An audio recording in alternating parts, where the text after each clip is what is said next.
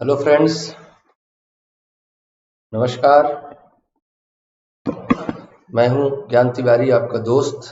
आपका स्वागत करता हूं crack UPSC CSC optional with India's largest learning platform Unacademy पे आपका स्वागत है। बच्चों, बहुत लंबे समय से हम लोग एक प्लान पर बात कर रहे थे कि योजना मैगजीन, योजना कुरुक्षेत्र और इस तरह की जो मैगजीन्स आती हैं उनको हमें करना चाहिए। तो आज मैं उस प्रोग्राम का पहला लेक्चर लेकर आया हूं आपके साथ। हम लोग उस पे जाएं उससे पहले आपको कुछ जरूरी सूचनाएं देनी है, वो हम आपको बताएं। अनअकैडमी के प्लस सब्सक्रिप्शन लेकर आप बहुत सारी चीजें अपनी तैयारी में नई जोड़ लेते हैं। देखिए क्या क्या चीजें आप नई ऐड कर पाते हैं सब्सक्रिप्शन लेकर। सबसे पहली चीज बच्चों, आपको डेली लाइव क्लास मिलेगी। लाइव क्लास मतलब जैसे आप क्लासरूम में अपनी क्लास को एंजॉय करते हैं, जैसे फिजिकल क्लासरूम में क्लास करते हैं, वैसा ही क्लासरूम आपको लाइव क्लासेस में मिलता है।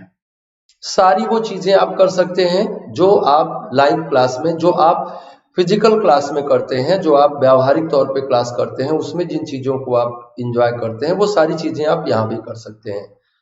कोर्सेज बहुत ही स्ट्रक्चर्ड मैनर में पेश किए जाते हैं। स्ट्रक्चर्ड मैनर का मतलब ये है कि वो ज्यादा से ज्यादा आपकी यूटिलिटी में आ सके और ज्यादा से ज्यादा आपकी समझ में आ सके, इस तरह से उनको डिजाइन किया जाता है। आपकी जो पहले की समझ है उनके साथ उनको संबद्ध किया जा सके, ऐसा उनको डिजाइन किया जाता है। लाइव टेस्ट और क्विजेस के माध्यम से आप अपनी प्रिपरेशन को इवैल्यूएट कर पाते हैं। खुद का इवैल्यूएशन करना जीवन का एक बहुत महत्वपूर्ण हिस्सा है। प्रिपरेशन का एक बहुत महत्वपूर्ण हिस्सा है कि हम टाइम टाइम पे खुद को इवैल्यूएट करते रहें और उसमें और क्या चीजें हम ऐड कर सकते हैं इस पर विचार करते रहें। अनलिमिटेड एक्सेस देगा आपको अनअकैडमी। अनलिमिटेड एक्सेस का मतलब वन सब्सक्रिप्शन लेंगे आप, एक सब्सक्रिप्शन के बाद आपको बहुत सारे एजुकेटर्स के लेक्चर मिलेंगे, रिकॉर्डेड, लाइव, उनके पीडीएफ्स, बहुत सारी चीजों तक आपकी एक्सेस बढ़ जाएगी। अनअकैडमी लर्निंग एप्लीकेशन आपको डाउनलोड करना होगा इसके लिए, जो कि आपको गूगल प्ले स्टोर और ऐप स्टोर से उपलब्ध हो जाएगा। आप अपने फोन के हिसाब से आप इसको डाउनलोड कर सकते हैं। मैं हूं आपका दोस्त ज्ञान तिवारी, 15 वर्षों से आप लोगों के साथ काम कर रहा हूं। MA in ancient history and archaeology ये हमारा एकेडमिक्स है। आप हमें ज्ञान तिवारी लाइव टेलीग्राम चैनल पे फॉलो कर सकते हैं। इसके अलावा अनअकैडमी के भी प्लेटफॉर्म पे आप हमें फॉलो कर सकते हैं। प्रिपेयर विद 100+ टॉप एजुकेटर्स, बहुत सारे टॉप एजुकेटर्स अनअकैडमी के पास, आप इनके साथ अपनी तैयारी को बहुत बेहतर कर सकते हैं। ये सारे के सारे टॉप एजुकेटर्स अपने अपने फील्ड के एक्सपर्ट हैं और एक सब्सक्रिप्शन लेकर आप इन सब के एक्सपर्टाइजेशन का बेनिफिट ले सकते हैं, इनकी विशेषज्ञता का लाभ ले सकते हैं। अनअकैडमी आपकी तैयारी को बहुत कॉम्प्रिहेंसिव कवरेज देने के लिए, आपके सिलेबस को कॉम्प्रिहेंसिव कवरेज देने के लिए 15,500 से अधिक कोर्सेज चल रहे हैं। 15,500 से अधिक कोर्सेज जो ये हैं, ये आपके सभी पेपर्स को बहुत कॉम्प्रिहेंसिवली कवर करते हैं। जैसा कि नीचे दिया गया है, आप देख रहे हैं कि polity, governance, IR, history, current affairs, सभी विषयों पर सफिशिएंट क्लासेज हैं, बहुत सारे कोर्सेज हैं और आप जरूर से जरूर सब्सक्रिप्शन लेकर इन सारे कोर्सेज को पढ़ें। इन सारे कोर्सेज तक आपकी एक्सेस पहुंच जाएगी एक सब्सक्रिप्शन लेने से। बच्चों, आपके पास ऑप्शन दो हैं, आप आइकॉनिक में जा सकते हैं या प्लस के प्लान में जा सकते हैं। इन दोनों में जाने से किसमें क्या बेनिफिट मिलने वाला है, एक कंपैरेटिव चार्ट बना के आपको बताया गया है। Test series, live classes, unlimited practice, structured schedule, ये तो आपको प्लस में मिल रहा है, लेकिन आइकॉनिक में कुछ एक्स्ट्रा चीजें मिल रही हैं जो आपकी प्रिपरेशन को निश्चित तौर पे बहुत अच्छा कर देंगी और किसी भी कैंडिडेट की तैयारी के लिए बहुत ही आवश्यक होता है कि उसके पास एक ऐसा कोच हो, एक ऐसा मेंटर हो जो हर समय उसकी समस्या का समाधान करता रहे। और उसके लिए अनअकैडमी क्या कर रहा है, आपको आइकॉनिक प्लान दे रहा है जिसमें आपको पर्सनल कोच दिया जाएगा, daily question and answer practice दी जाएगी। क्वेश्चन एंड आंसर प्रैक्टिस समझ लीजिए कि खाने में, सब्जी में आप नमक डालते हैं, वैसा है ये, इसके बिना कोई काम नहीं हो सकता। आप यूपीएससी भूल जाइए अगर आपको राइटिंग प्रैक्टिस नहीं है, आप लिखना नहीं चाहते हैं या लिखना नहीं जानते हैं तो बहुत जरूरी है कि आप इस तरह की राइटिंग प्रैक्टिस में आए। और राइटिंग प्रैक्टिस में आने के लिए आपको पर्सनल कोच की जरूरत पड़ेगी, इसलिए आइकॉनिक आपके लिए सबसे बेस्ट प्लान होगा। अगर आप बच्चों प्लस खरीदते हैं, प्लस सब्सक्रिप्शन लेते हैं, तो प्लस सब्सक्रिप्शन में आप देख रहे हैं कि 9,000 से लेकर 90,000 तक की फी बताई गई है, जो कि एक महीने से 36 मंथ तक की है। इसमें आपको कम से कम 12 से 24 महीने का सब्सक्रिप्शन जरूर लेना चाहिए। इससे आप अपने पूरे सिलेबस को अच्छे से समझ पाएंगे, उनको उनमें अच्छे से आंसर राइटिंग सीख पाएंगे, और जो बहुत जरूरी पार्ट है आपकी प्रिपरेशन का, उन सब बातों को बारीकियों को समझ पाएंगे। जल्दी में नहीं समझ पाते हम लोग उनको, है ना बच्चों। इनमें से किसी भी प्लान पे आप जाइएगा तो आपको 10% का डिस्काउंट मिलेगा, और इस डिस्काउंट को अवेल करने के लिए आपको हमारा रेफरल कोड ज्ञान यूज करना होगा। डिस्काउंट के बाद फीस ये हो जाएगी, आपको 10% का डिस्काउंट मिल रहा है, आपको एक रेफरल कोड यूज करना होगा। आप वो रेफरल कोड ज्ञान यूज करेंगे, GYAN ज्ञान। अगर आप आइकॉनिक प्लान में जाना चाहते हैं तो आइकॉनिक प्लान की भी फीस यहाँ बताई गई है, जो कि 1 साल से लेकर 3 साल तक की फीस बताई गई है। आइकॉनिक प्लान में भी आपको 10% का डिस्काउंट मिलेगा। इस डिस्काउंट को अवेल करने के लिए आपको एक रेफरल कोड की जरूरत पड़ती है, वो रेफरल कोड आप हमारा यूज करेंगे ज्ञान। डिस्काउंट के बाद फीस घट जाएगी।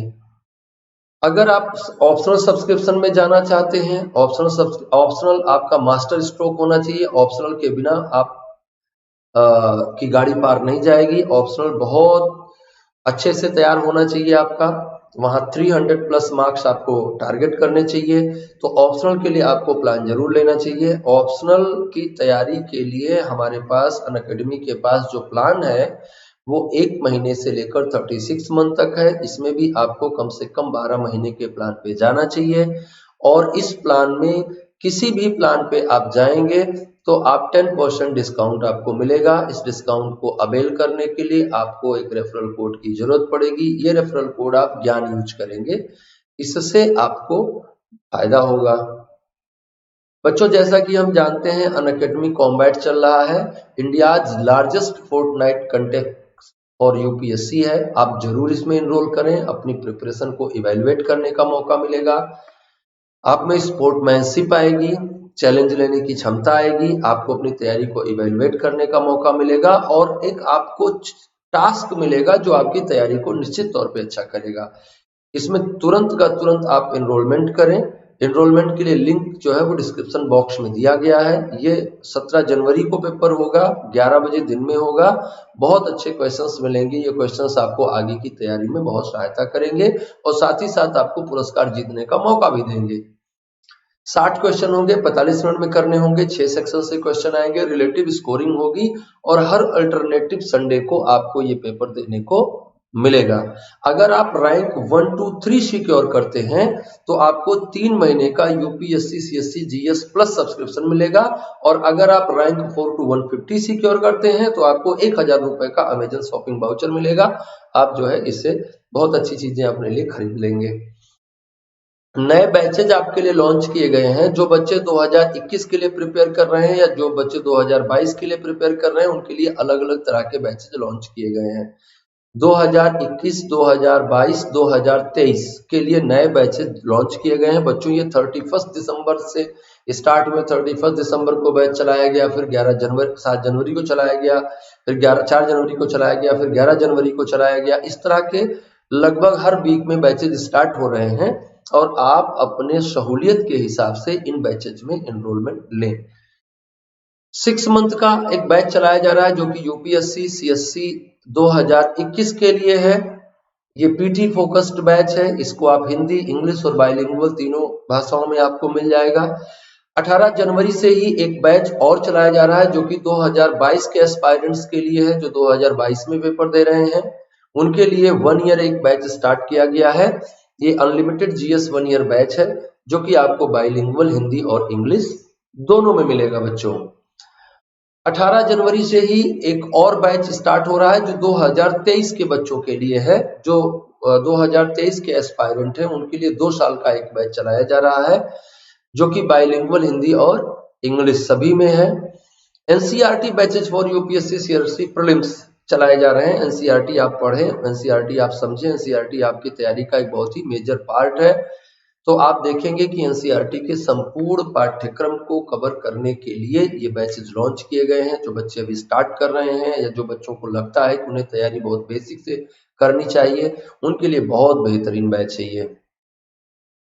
बच्चों, आप लोगों की सुविधा को ध्यान में रखते हुए अनअकैडमी ने आपको आसान से आसान तरीके से और कम प्राइस में चीजें उपलब्ध हो जाएं, इसका ख्याल हमेशा अनअकैडमी रखता है।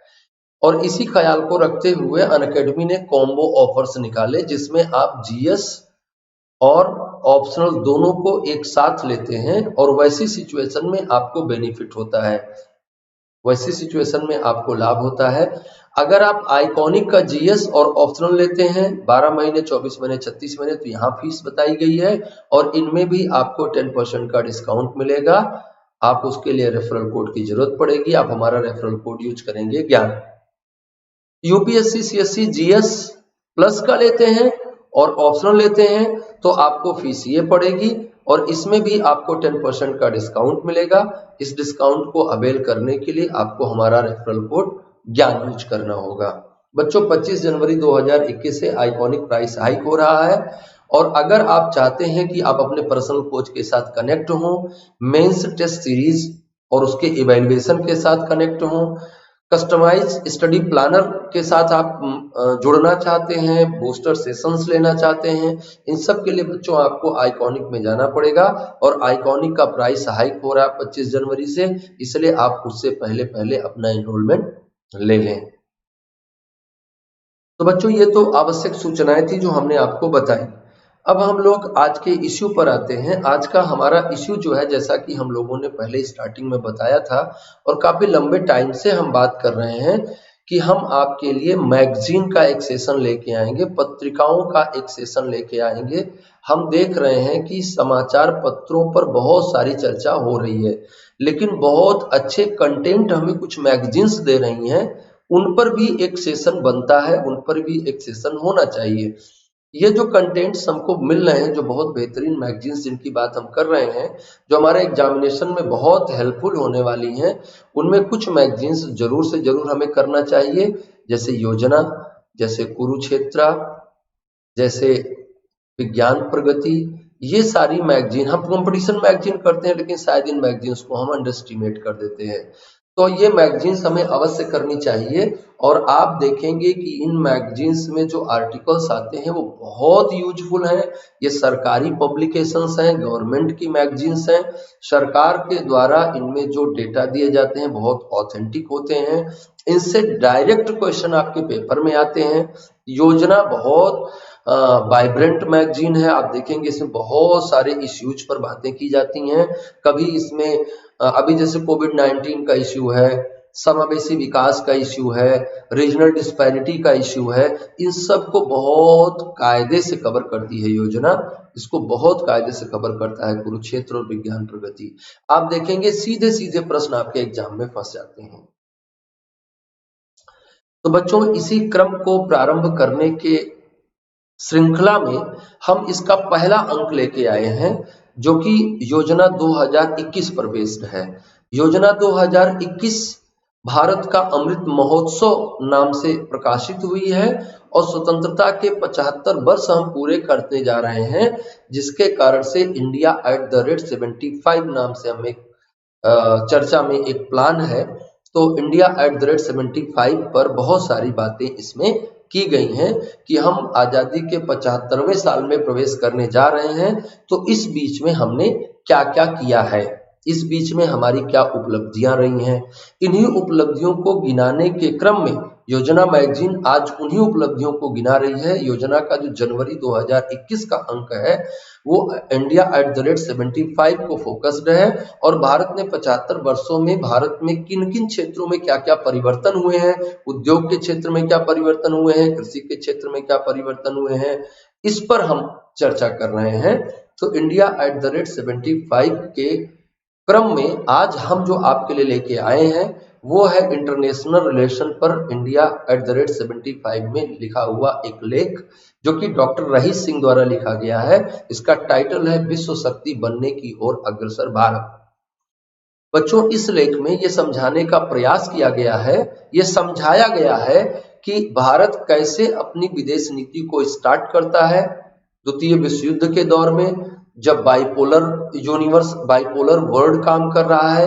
वैसी सिचुएशन में इंडिया के लिए क्या फॉरेन पॉलिसी मुफीद थी, और पिछली सरकार में फॉरेन पॉलिसी में क्या चेंजेज आए हैं, क्या स्टैंड अप्स लिए गए हैं, और कैसे हम प्राचीन जो हमारी परंपराएं हैं उनको बचाते हुए, उनको सुरक्षित करते हुए, जो हमारी सॉफ्ट पावर बनने की क्षमता है उसको सुरक्षित करते हुए कैसे हम विश्व में अपनी एक पहचान बनाने में सफल हुए हैं। बच्चों, बहुत इंपॉर्टेंट आर्टिकल है, और इसकी इंपॉर्टेंस को देखिए आप यहीं से समझ जाइए कि 2019 में एक प्रश्न बनता है, उभरती हुई वैश्विक व्यवस्था में भारत द्वारा प्राप्त नव भूमिका के कारण उत्पीड़ित एवं उपेक्षित राष्ट्रों के मुखिया के रूप में दीर्घकाल से संपोषित भारत की पहचान लुप्त हो गई है।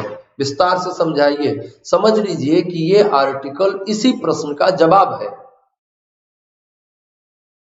इसी प्रश्न का उत्तर कैसे आप लिखेंगे, यही ये आर्टिकल है। क्या कह रहा है ये बच्चों, एक बार प्रश्न को ढंग से समझ लें आप, ताकि आप आगे के आर्टिकल को समझने में आपको आसानी हो। उभरती हुई वैश्विक व्यवस्था में, मतलब जो वर्तमान 2019 का प्रश्न है, मतलब कि जो वर्तमान में वैश्विक स्थिति निर्मित हो रही है, भारत द्वारा प्राप्त नव भूमिका, भारत ने एक नई भूमिका निर्मित करी है वैश्विक परिदृश्य पर। पहले उसकी भूमिका क्या थी?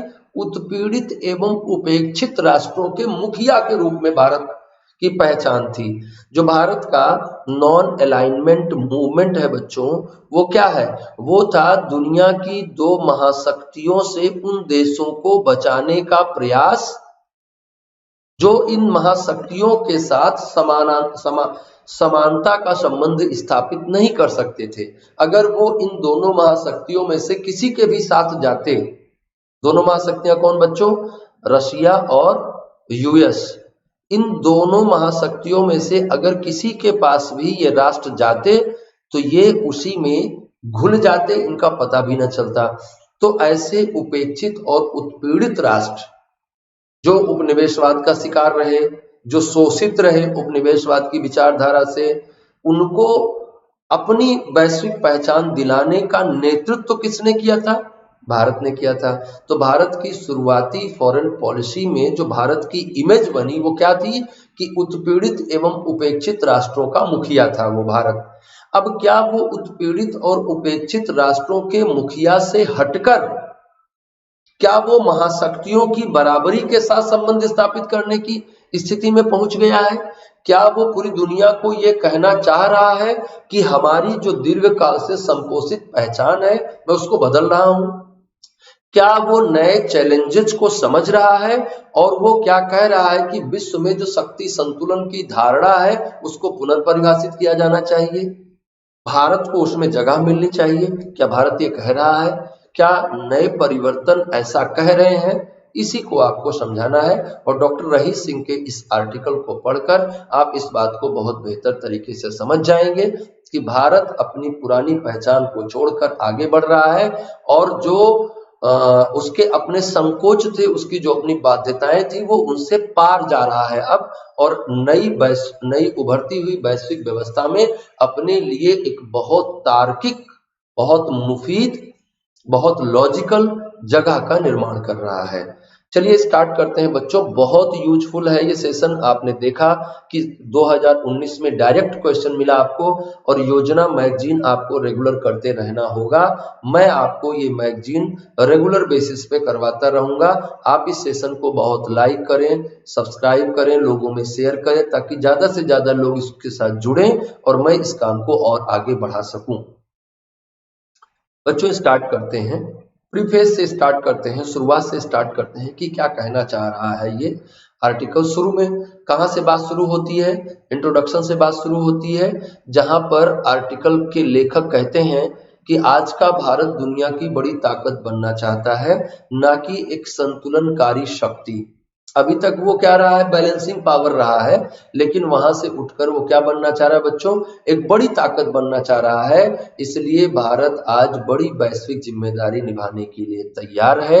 वर्ष 2015 में तत्कालीन विदेश सचिव और वर्तमान विदेश मंत्री डॉक्टर एस जयशंकर ने सिंगापुर में international institute for strategic studies में एक व्याख्यान के दौरान यह बात कही थी कि इंडिया अब कौन हो रहा है, इंडिया एक बड़ी ताकत के रूप में उभर रहा है और वैश्विक परिदृश्य में अपने लिए एक बेहतरीन जगह का निर्माण कर रहा है।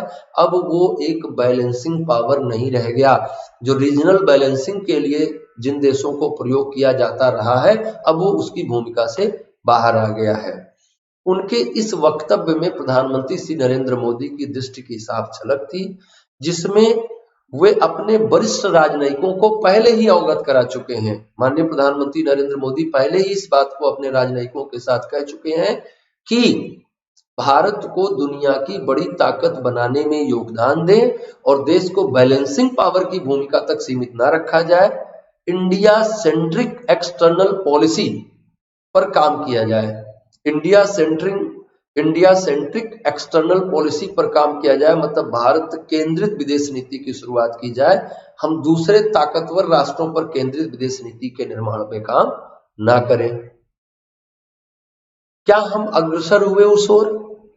पिछले कुछ वर्षों में हमारे इस पॉलिसी में क्या कोई चेंज आया, उसको भी देखते हैं हम लोग। आगे के आर्टिकल में इसको बताने का प्रयास किया गया है कि विश्व व्यवस्था में प्रमुख भूमिका की ओर भारत बढ़ रहा है। कैसे बढ़ रहा है और किन किन चीजों में परिवर्तन कर रहा है बच्चों, इसको भी समझना होगा आपको। पिछले 6 वर्षों में भारत केंद्रित विदेश नीति के कारण ही हमारा देश दुनिया को यह संदेश देने में सफल रहा है कि भारत अंतर्राष्ट्रीय व्यवस्था की प्राथमिकताओं को परिभाषित करने की इच्छा और योग्यता रखता है। यहीं से भारत ने बहुत से लोकाचारों और संकोचों को तोड़ते हुए सॉफ्ट पावर ऑफ सिविलाइजेशन अथवा सभ्यतागत या सांस्कृतिक नम्र शक्ति की दावेदारी के लिए स्वयं को तैयार किया। कैसे? हालांकि इसमें अभी कुछ और बातें की जानी चाहिए। जैसे आज जब हम इस विषय पर बात कर रहे हैं तो विश्व कोविड-19 महामारी के साथ साथ आर्थिक मंदी, अनिश्चितता और संक्रमण के दौर से गुजर रहा है। विश्व नीति की वैचारिकी एक चौराहे पर ठिठकी हुई दिख रही है, जहां पर यह कहना मुश्किल है कि भावी विश्व शक्ति का केंद्र कौन होगा। कोविड-19 महामारी निश्चित तौर पर दुनिया के वैश्विक व्यवस्था में परिवर्तन करने का प्रयास कर रही है और आगे आने वाले दिनों में जो अभी वैश्विक मंदी खड़ी होगी, जिसके दौर में हम प्रवेश कर चुके हैं, वो किस तरह से एक नई वैश्विक व्यवस्था को निर्मित करेगी, अभी से कुछ भी कह पाना मुश्किल होगा। आप जानते हैं कि first world war, second world war के बीच में एक ऐसी महामंदी खड़ी हुई जिसने दुनिया के कुछ देशों को शक्ति केंद्र के रूप में स्थापित किया। लगभग वैसी ही मंदी कोविड-19 लेकर आ रहा है। तो कोविड-19 से उत्पन्न जो मंदी है, उससे दुनिया में जो बिखराव खड़ा हो रहा है, उसके बाद से कौन किस तरह से अपने आप को स्टैंड कर पाएगा, ये बहुत ही चिंताजनक है और बहुत ही सोचनीय है, बहुत ही विचारणीय है। कोविड-19 की महामारी से निपटने में दुनिया की एकता जिस तरह से बिखरती दिखी और विश्व स्वास्थ्य संगठन जैसे अंतर्राष्ट्रीय संगठन अप्रभावी दिखे, उससे ये सवाल भी उठने लगे हैं कि दुनिया अपने उन संगठनों, संस्थाओं और सरकारों को उसी रूप में लेकर बढ़ पाएगी जो दूसरे विश्व युद्ध के दौरान एवं उसके बाद सुनिश्चित किए गए थे। जिस तरह से हम अंतर्राष्ट्रीय संस्थाओं की भूमिका देख रहे हैं, और न सिर्फ वो कोविड-19 महामारी में, बल्कि हमेशा से अंतर्राष्ट्रीय संगठनों की भूमिका पर एक सवाल रहा है।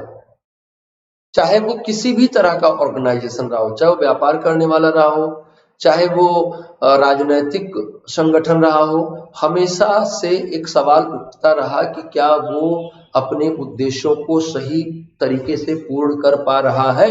तो वो एक मुद्दा रहा है और अभी कोविड-19 ने ये समस्या को और बड़ा करके दिखाया। तो क्या अब विश्व में शांतिपूर्ण सह अस्तित्व की परिकल्पना को आगे बढ़ाया जा सकेगा? ये बहुत बड़ा सवाल है। ऐसे में एक सवाल यह भी है कि भारत विश्व व्यवस्था में अंतर्राष्ट्रीय समुदाय के नियम तय करने में निर्णायक भूमिका निभाने में किस हद तक सफल हो पाएगा। और बच्चों, इसी बात को ध्यान में रखते हुए हम आगे की बात को करेंगे।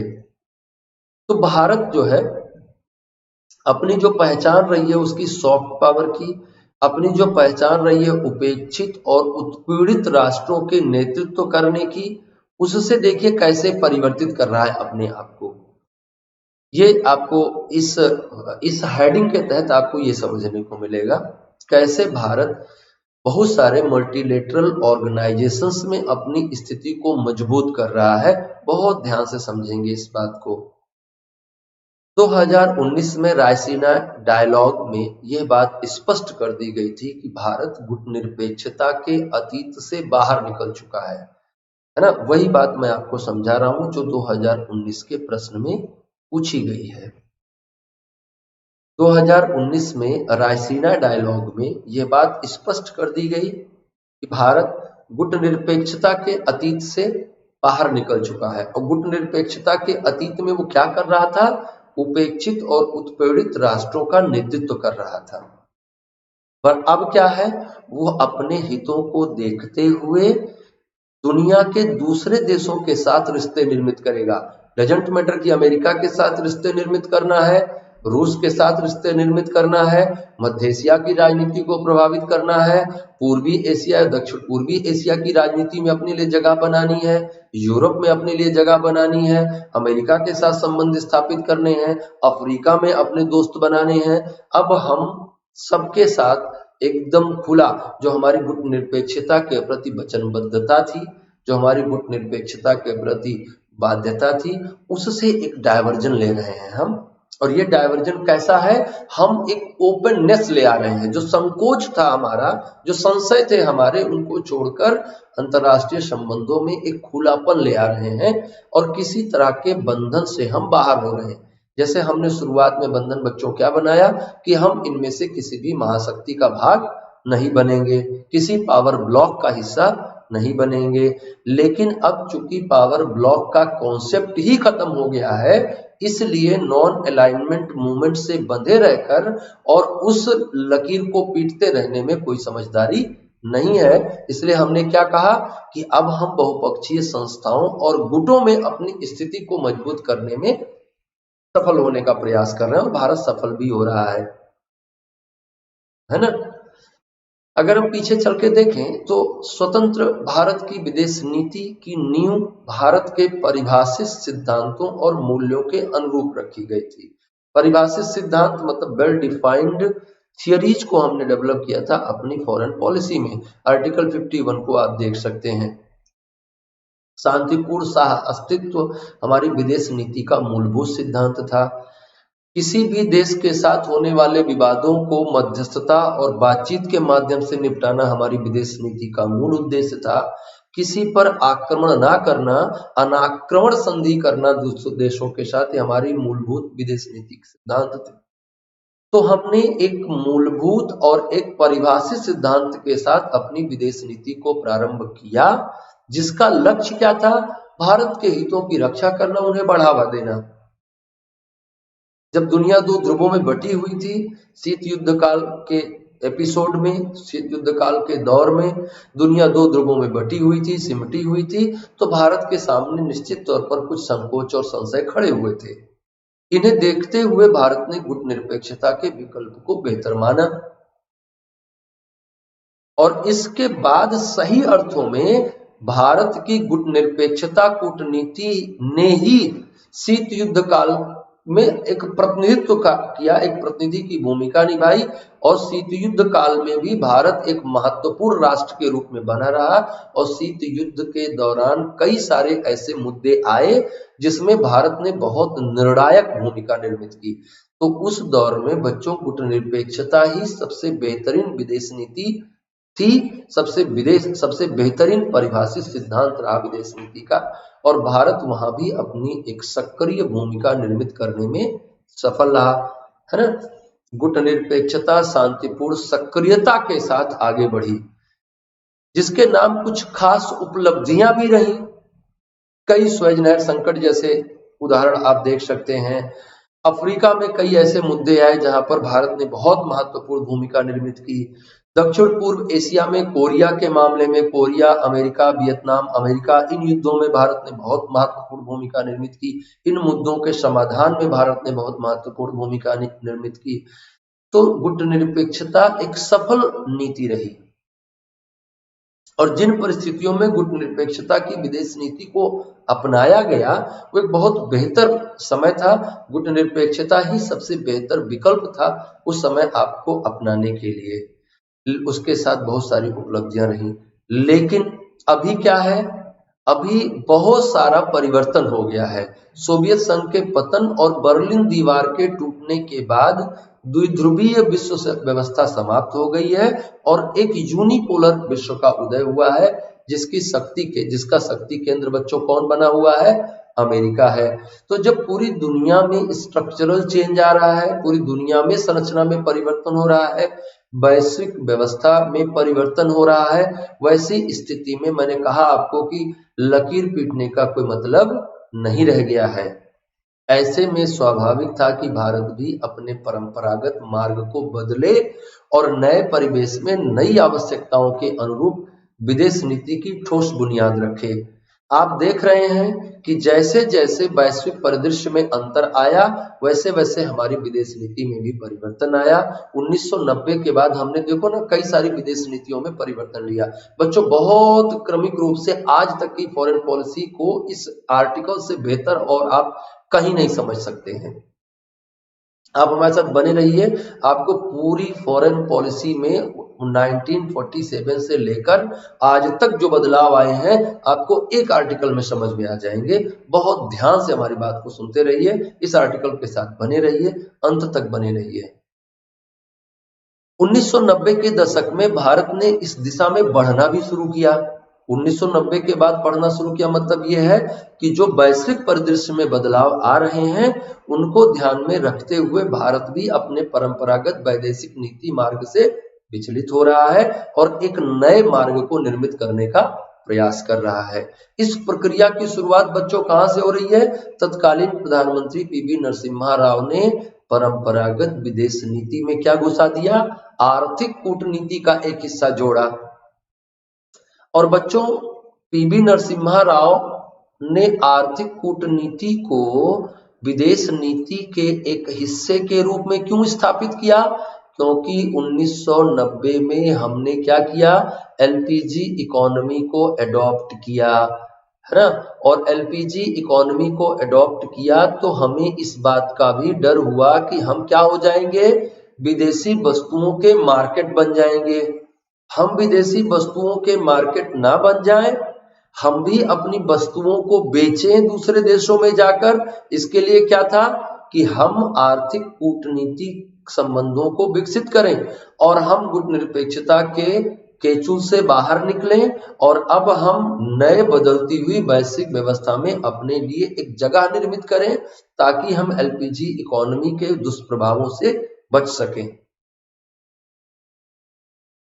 तो आर्थिक कूटनीति वैश्विक नीति को निर्धारित करने में, विदेश नीति को निर्धारित करने में एक महत्वपूर्ण हिस्से के रूप में जुड़ी और संभवतः ये विकसित देशों द्वारा वैश्वीकरण की जो वकालत की जा रही थी उससे जो खतरे खड़े हो रहे थे उनको मिनिमाइज करने का एक प्रयास था पीवी नरसिम्हा राव का। जो ग्लोबलाइजेशन से खतरे खड़े हो रहे हैं उनको कैसे मिनिमाइज किया जा सकता है, इसको लेकर तत्कालीन भारतीय प्रधानमंत्री श्री पीवी नरसिम्हा राव जी ने एक नया आयाम जोड़ा अपनी विदेश नीति में, जिसे आप आर्थिक कूटनीति कह सकते हैं। अब क्लियर कट हो रहा है, बात आपको समझ में आ रही है। फिर आगे क्या हुआ? आगे अगली सरकार आई श्री अटल बिहारी वाजपेयी की सरकार ने पोखरण 2 के बाद एक और तत्व जोड़ा अपनी फॉरेन पॉलिसी में। वो क्या था? वो था नए आत्मविश्वास के साथ भारत का आगे बढ़ना और शक्ति के साथ भारत का आगे बढ़ना। आर्थिक कूटनीति जुड़ी और अब शक्ति के एक नए तत्व को भी भारतीय विदेश नीति के साथ जोड़ा गया। इसके बाद भारत नए आत्मविश्वास के साथ आगे बढ़ा और दुनिया ने भारत को एक शक्ति के रूप में देखने पर विचार करना शुरू किया। आज जब पोखरण 2 के लगभग 22 वर्ष हो गए हैं, भारत एक प्रमुख एशियाई शक्ति और एक वैश्विक खिलाड़ी के रूप में स्वीकार किया जा रहा है। तो आज जब पूरी दुनिया भारत को एक वैश्विक खिलाड़ी के रूप में स्वीकार कर रही है, एक प्रमुख एशियाई शक्ति के रूप में स्वीकार कर रही है,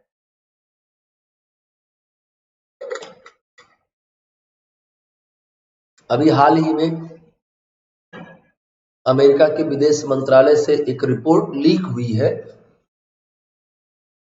कल ही की बात है, एक रिपोर्ट लीक हुई है जिसमें यह कहा गया है कि अमेरिका एशिया में शक्ति संतुलन बनाए रखने के लिए और चीन के प्रभाव को कम करने के लिए भारत को आगे बढ़ा रहा है। यहाँ पे बात यह है कि पूरी दुनिया और रूस भी भारत के साथ अपने संबंध, रूस चाइना के साथ भी संबंध है, मैं उन पर कभी और चर्चा करूंगा। लेकिन आप इस बात से ये आशय निकालिए कि भारत पूरी दुनिया की, जिनको आप महाशक्ति कहते हैं, उनके चिंतन में हर दिन रहता है। तो 1947 में और 2020 में क्या परिवर्तन आया है कि अब वैश्विक महाशक्तियां भारत को एक वैश्विक खिलाड़ी के रूप में स्वीकार करने लगी हैं और अब भारत हाशिए पे रहने वाला देश नहीं रह गया है, बल्कि लोगों के विचारों में, महत्वपूर्ण ताकतवर राष्ट्रों के विचारों में दिखने वाला एक राष्ट्र बन गया है। अभी क्या परिवर्तन हुआ? हमने कहा 1990 के बाद से ये चेंजेज आए, फिर उसमें हमने कहा कि पोखरण 2 के बाद क्या चेंजेज आए, और फिर वर्तमान समय में कैसे इनमें और परिवर्तन करके हम वैश्विक शक्ति के रूप में अपने आप को स्थापित करने का प्रयास कर रहे हैं।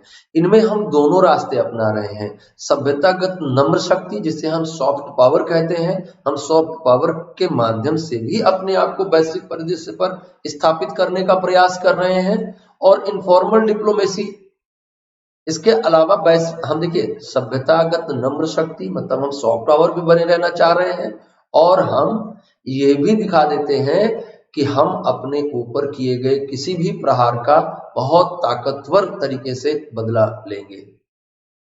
तो सिर्फ हमको सभ्यतागत नम्र शक्ति ना समझा जाए।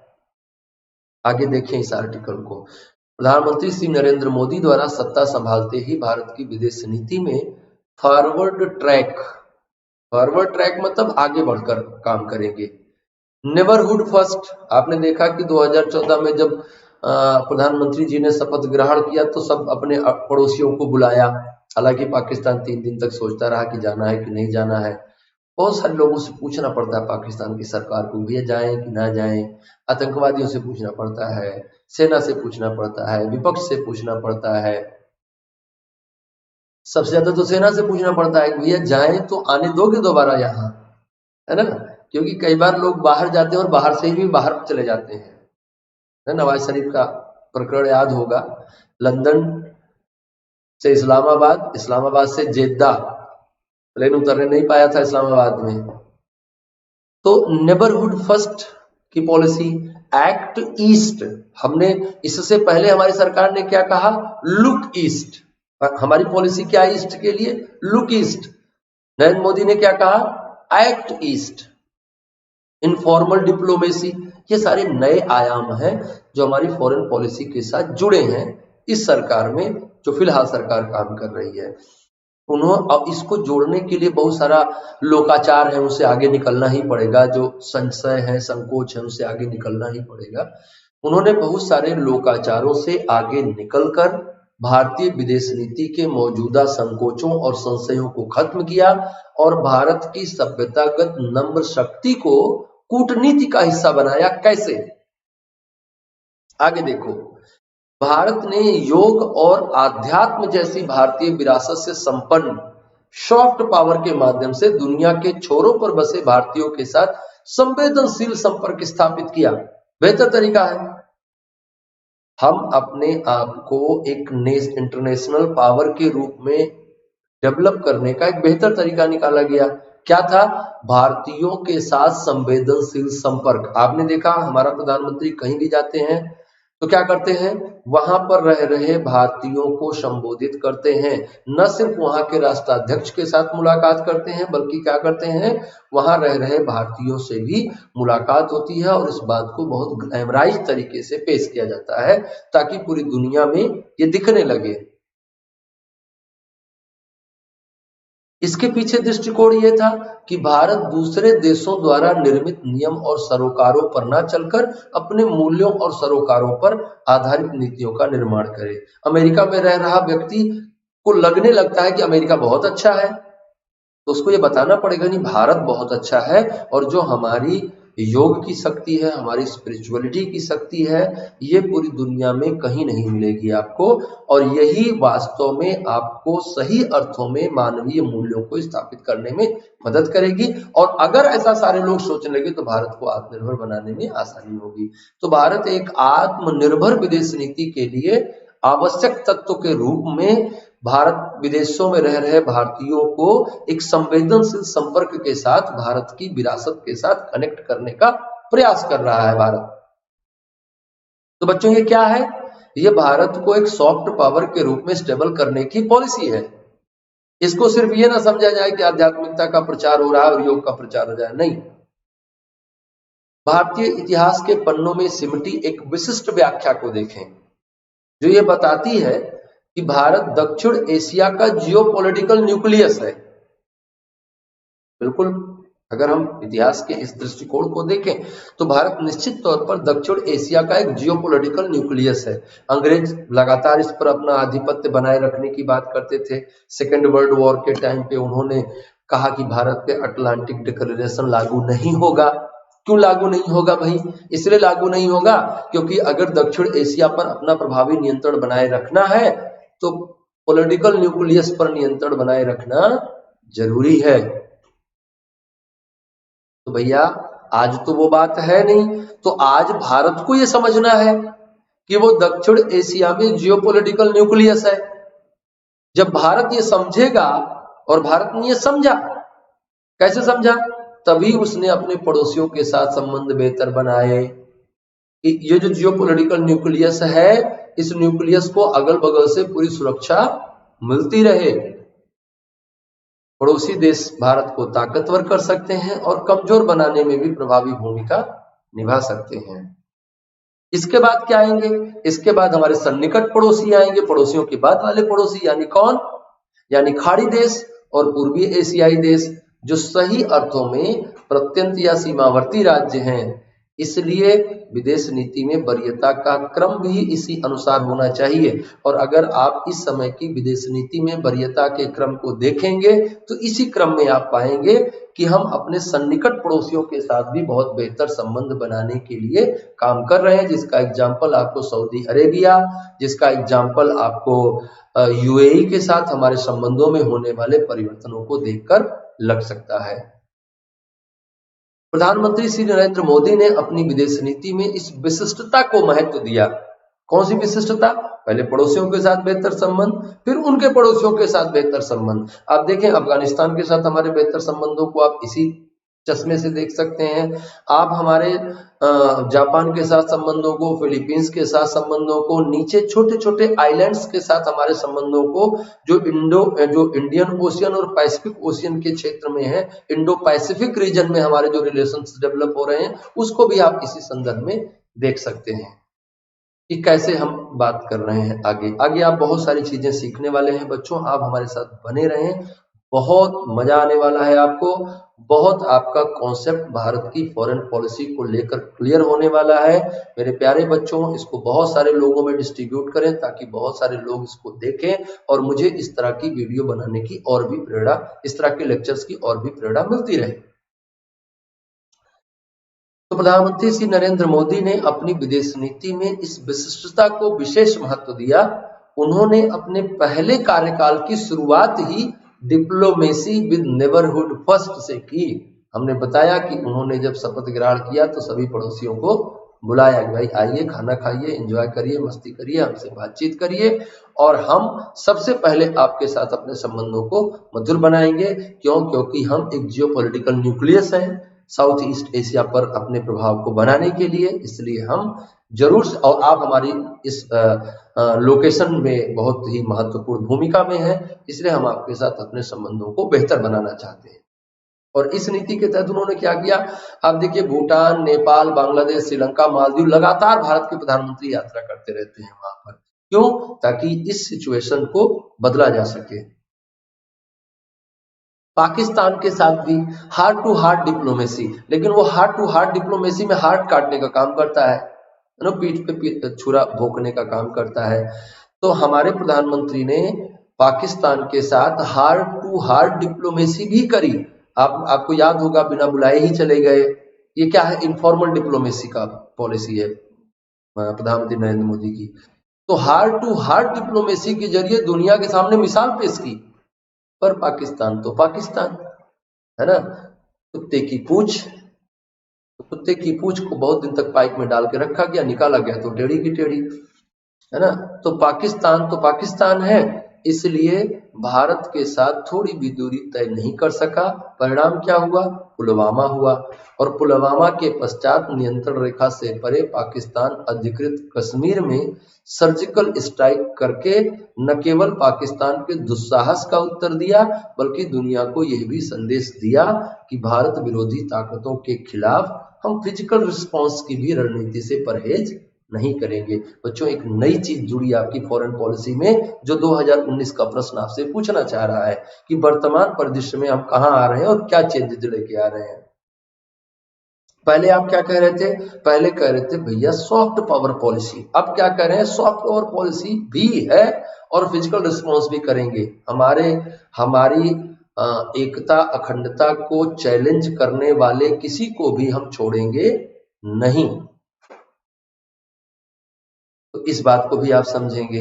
भारत के पड़ोसियों में पाकिस्तान के अतिरिक्त नेपाल कम्युनिस्ट सत्ता में चीनी प्रभाव के तहत भारत के ऐतिहासिक संबंधों और भारतीय संवेदनाओं की लगातार अनदेखी कर रहा है। जो हमारे उसके साथ हिस्टोरिकल रिलेशंस रहे हैं और जो हमारी संवेदनशीलता रही है हमेशा नेपाल को लेकर, निश्चित तौर पर वो उसकी अनदेखी कर रहा है। टाइम आएगा उसका भी। लेकिन शेष पड़ोसियों के साथ सहकार आधारित संबंधों की इमारत हमने पुख्ता करी है और भारत नेबरहुड पॉलिसी के तहत कनेक्टिविटी को सुधारने, धार्मिक सांस्कृतिक संबंधों को पुनर्जीवित करने और मानवीय मदद के लिए आगे बढ़ने में सफल रहा है। चाहे आप मालदीव के साथ इसको देख सकते हैं, आप भूटान के साथ इसको देख सकते हैं, आप बर्मा के साथ, म्यांमार के साथ इसको देख सकते हैं, सभी देशों, नेपाल के साथ भी ये संबंध देख सकते हैं, बांग्लादेश के साथ देख सकते हैं। नेबरहुड फर्स्ट, नेबरहुड पॉलिसी और उनके लिए कनेक्टिविटी, कल्चरल रिलेशंस और मानवीय मदद, इन सब को लेकर हम आगे बढ़ रहे हैं, लगातार आगे बढ़ रहे हैं। और हम नेबरहुड से आगे भी बढ़ रहे हैं। नेबरहुड से आगे बढ़कर हम कहां जा रहे हैं? सार्वभौमिक भाईचारे की ओर चल रहे हैं। हम ताकत को भी दिखाते हैं। हम ताकत दिखाने के साथ ही साथ हम क्या करते हैं? हम बंधुत्व पर भी जोर देते हैं। हम जानते हैं कि बंधुत्व ही वास्तविक ताकत है। लेकिन सठे साठ्यम समाचरित, सठे साठ्यम समाचरित मतलब पाकिस्तान को तो इनफॉर्मल लैंग्वेज में ठोकना ही जरूरी होगा, है ना। तो वो उसी का लायक है। तो जो जैसा हमारे साथ करेगा उसके साथ हम वैसा करेंगे। लेकिन हमारी जो पॉलिसी है वो क्या है? वो वसुधैव कुटुंबकम की है, वो सॉफ्ट पावर की है। लेकिन हम हार्ड पावर भी बनने में परहेज नहीं करेंगे। ऐसा संदेश हमारी फॉरेन पॉलिसी पूरी दुनिया को दे रही है। प्रधानमंत्री ने एक अवसर पर यह भी कहा था कि आज सिर्फ पड़ोसी वही नहीं है जिनसे हमारी भौगोलिक सीमाएं मिलती हैं, बल्कि वो भी हैं जिनसे हमारा दिल मिलता है। सिर्फ सीमाएं मिलने से कोई पड़ोसी नहीं होता है, जिनसे दिल मिलता है वो भी हमारे पड़ोसी हैं, वो भी हमारे अजीज हैं। यानी हम अब केवल इंडियन सबकॉन्टिनेंटल ब्रदरहुड या साउथ एशियन ब्रदरहुड तक सीमित नहीं रहना चाहते, बल्कि इन सीमाओं के परे जाकर एशियन ब्रदरहुड या उससे भी आगे यूनिवर्सल ब्रदरहुड यानी सार्वभौमिक भाईचारे के रास्ते पर आगे बढ़ना चाहते हैं। हमारे प्रधानमंत्री क्या कह रहे हैं, भाई केवल वही पड़ोसी नहीं है जो सीमा छू रहा हो, वो भी पड़ोसी है जो दिल छू रहा हो। वो कहाँ रहता है मैटर नहीं करता है ना, वो हमारा पड़ोसी है, चाहे जहां भी रह रहा हो वो। तो हम क्या करेंगे, हम इसके माध्यम से पूरे एसी, पहले हम कहाँ थे, अपने आसपास, फिर हमने कहा कहाँ गए, दक्षिण पूर्व एशिया में गए, फिर कहाँ गए, पूरे एशिया में गए। अब हम ग्लोबल ब्रदरहुड की बात कर रहे हैं, सार्वभौमिक यूनिवर्सल ब्रदरहुड की बात कर रहे हैं, सार्वभौमिक भाईचारे की बात कर रहे हैं। तो हमारी फॉरेन पॉलिसी में एक परिवर्तन यह भी हो रहा है, और भारत को एक वैश्विक ताकत के रूप में, एक ऐसी ताकत के रूप में जो ब्रदरहुड पर विश्वास करता है, स्थापित करने में मदद मिल रही है। इस दृष्टि से सबसे पहले वे देश हमारे टारगेट में आएंगे, हमारे संपर्क में आएंगे जो पूर्वी और दक्षिण पूर्वी एशियाई क्षेत्र में स्थित हैं। इसके बाद मध्य पूर्व के देश आते हैं, पूर्व की ओर ट्रांस पैसिफिक क्षेत्र पहले नजर आता है। अगर हम पूर्व की ओर देखें तो ट्रांस पैसिफिक क्षेत्र पहले हमको दिखाई देता है, और अब वर्तमान समय में इंडो पैसिफिक स्ट्रेटजी का हिस्सा बना हुआ है। ये कैसे,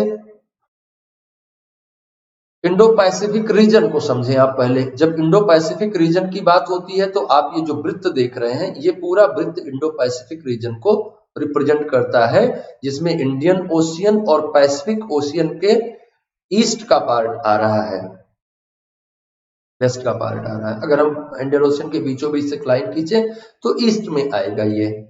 तो आप देख रहे हैं कि इस पूरे रीजन को हम इंडो पैसिफिक रीजन कह रहे हैं। और इंडो पैसिफिक रीजन क्यों महत्वपूर्ण हो गया है, भारत उसमें क्या भूमिका निर्मित कर रहा है, आप इसको समझेंगे। इंडो पैसिफिक रीजन वर्तमान समय में सभी महाशक्तियों के केंद्र के रूप में उभर रहा है। यहाँ पे चीन, रूस, अमेरिका, भारत, जापान, ये मेन प्लेयर्स हैं। रूस भी अपनी दखल बढ़ाने का प्रयास कर रहा है, पर रूस के पास कई बार असमंजस की स्थिति बन जाती है कि वो भारत और चीन के संबंधों में किसकी तरफ जाए। तो वो क्या कहता है, तो अभी रूस के जो विदेश मंत्री हैं, अभी परसों उनका स्टेटमेंट आया था कि वो कह रहे थे कि भाई भारत और चीन के संबंध खराब नहीं है, बल्कि ये पश्चिमी देशों के उकसावे की नीतियों का परिणाम है। मतलब इसमें अमेरिका का हाथ ढूंढ रहे हैं। तो विदेश मंत्री ऐसा कह रहा, तो उसके पास कोई ना कोई इनपुट ऐसा जरूर होगा।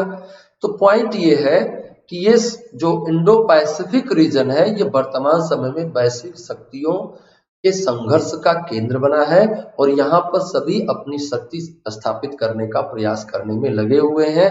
इंडिया जापान के साथ मित्रता स्थापित करके इंडो पैसिफिक रीजन में चीन के बढ़ते हुए प्रभाव को संतुलित करने का प्रयास करता है।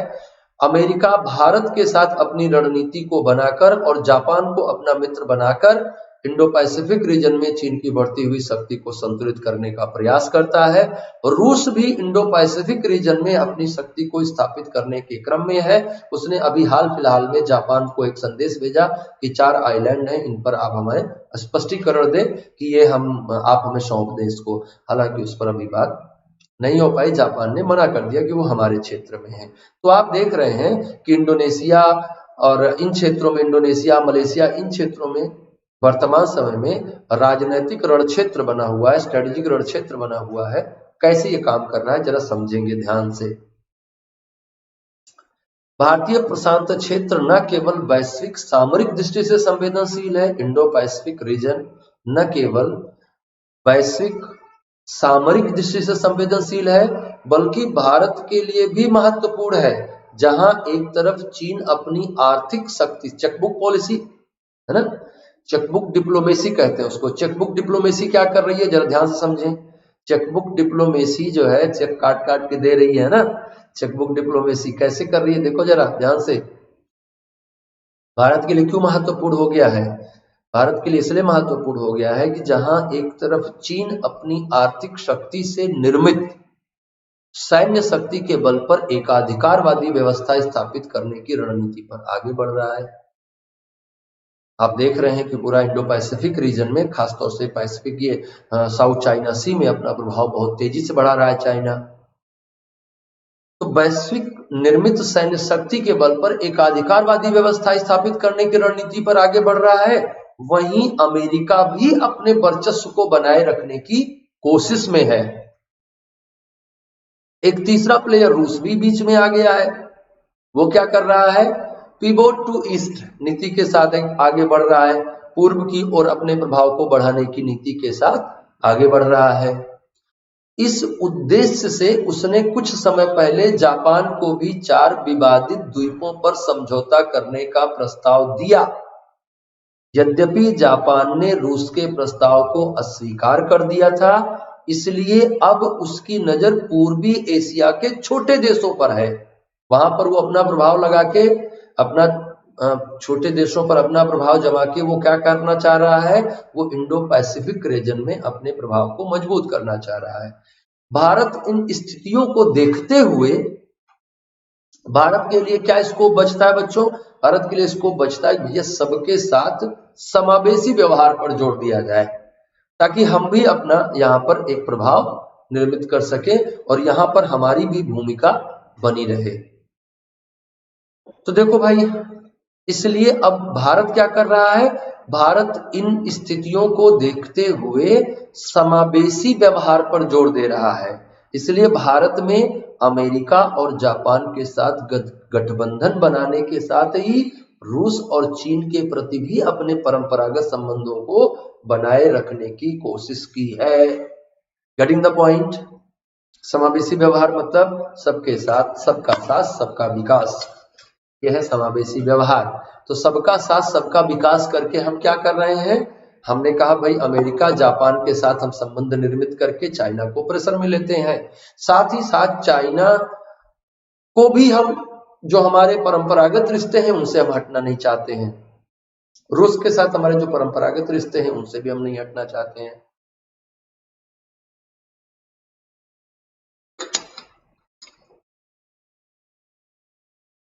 बच्चों, फॉरेन पॉलिसी पे इससे अच्छा आर्टिकल नहीं हो सकता, है ना? आप इसको लास्ट तक देखें और बहुत मजा आएगा आपको, बहुत चीजें आपकी क्लियर हो जाएंगी। ऐसा क्लियरिफिकेशन नेशनल इंटरनेशनल पॉलिसी पे आपको कहीं नहीं मिलने वाला है, इंटरनेशनल रिलेशन पे कहीं नहीं मिलने वाला है। सारी चीजों पे हम लोग चर्चा कर रहे हैं, अभी आपको बहुत सारी बातें समझना बाकी है। आप अंत तक हमारे साथ बने रहें और इसको बहुत सारे लोगों में शेयर करते रहें, बहुत सारा लाइक करते रहें। और बच्चों, हमारी और भी क्लासेस जो यूट्यूब पे होती हैं उन पर आया करें। शाम को 6 बजे क्लास होती है हिस्ट्री ऑप्शनल की, यूपीएससी सीएससी ऑप्शनल चैनल पे, आप उसको भी करें। सुबह 10 बजे क्लास होती है एप्लीकेशन पे जो कि इंडियन पॉलिटी पे हो रही है, उसको भी किया करें। शाम को 8 बजे क्लास होती है जो कि होती है पेपर 3 पे, उसमें भी आप आया करें। हिस्ट्री ऑप्शनल की क्लास कल से हम उसको थोड़ा टाइम चेंज करेंगे, उसकी सूचना आपको मिल जाएगी।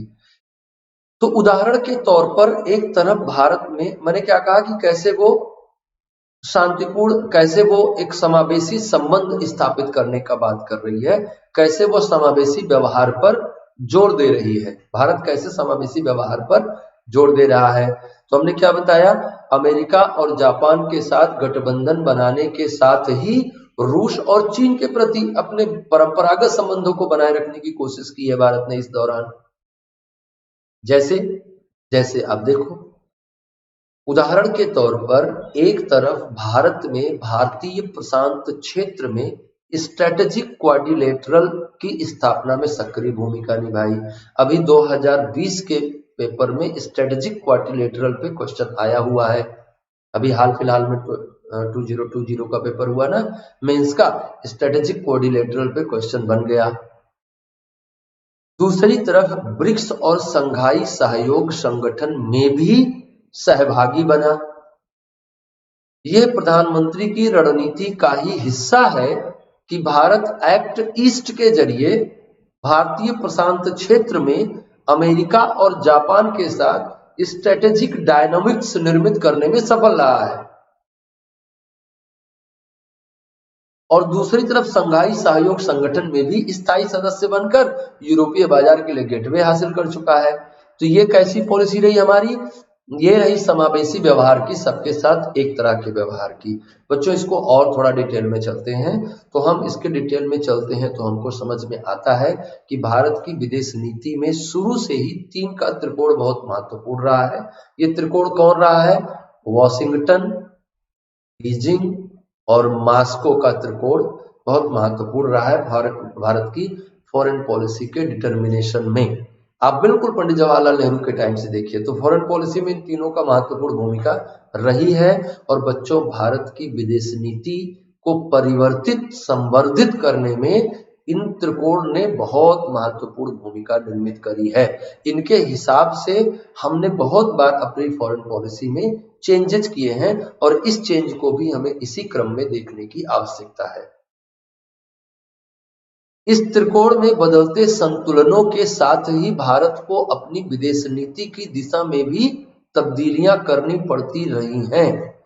प्रधानमंत्री श्री नरेंद्र मोदी ने भी इस त्रिकोण की अनदेखी नहीं की, बल्कि उन्होंने इसे देखते हुए डायनामिक्स डिप्लोमेसी का चुनाव किया। कैसे?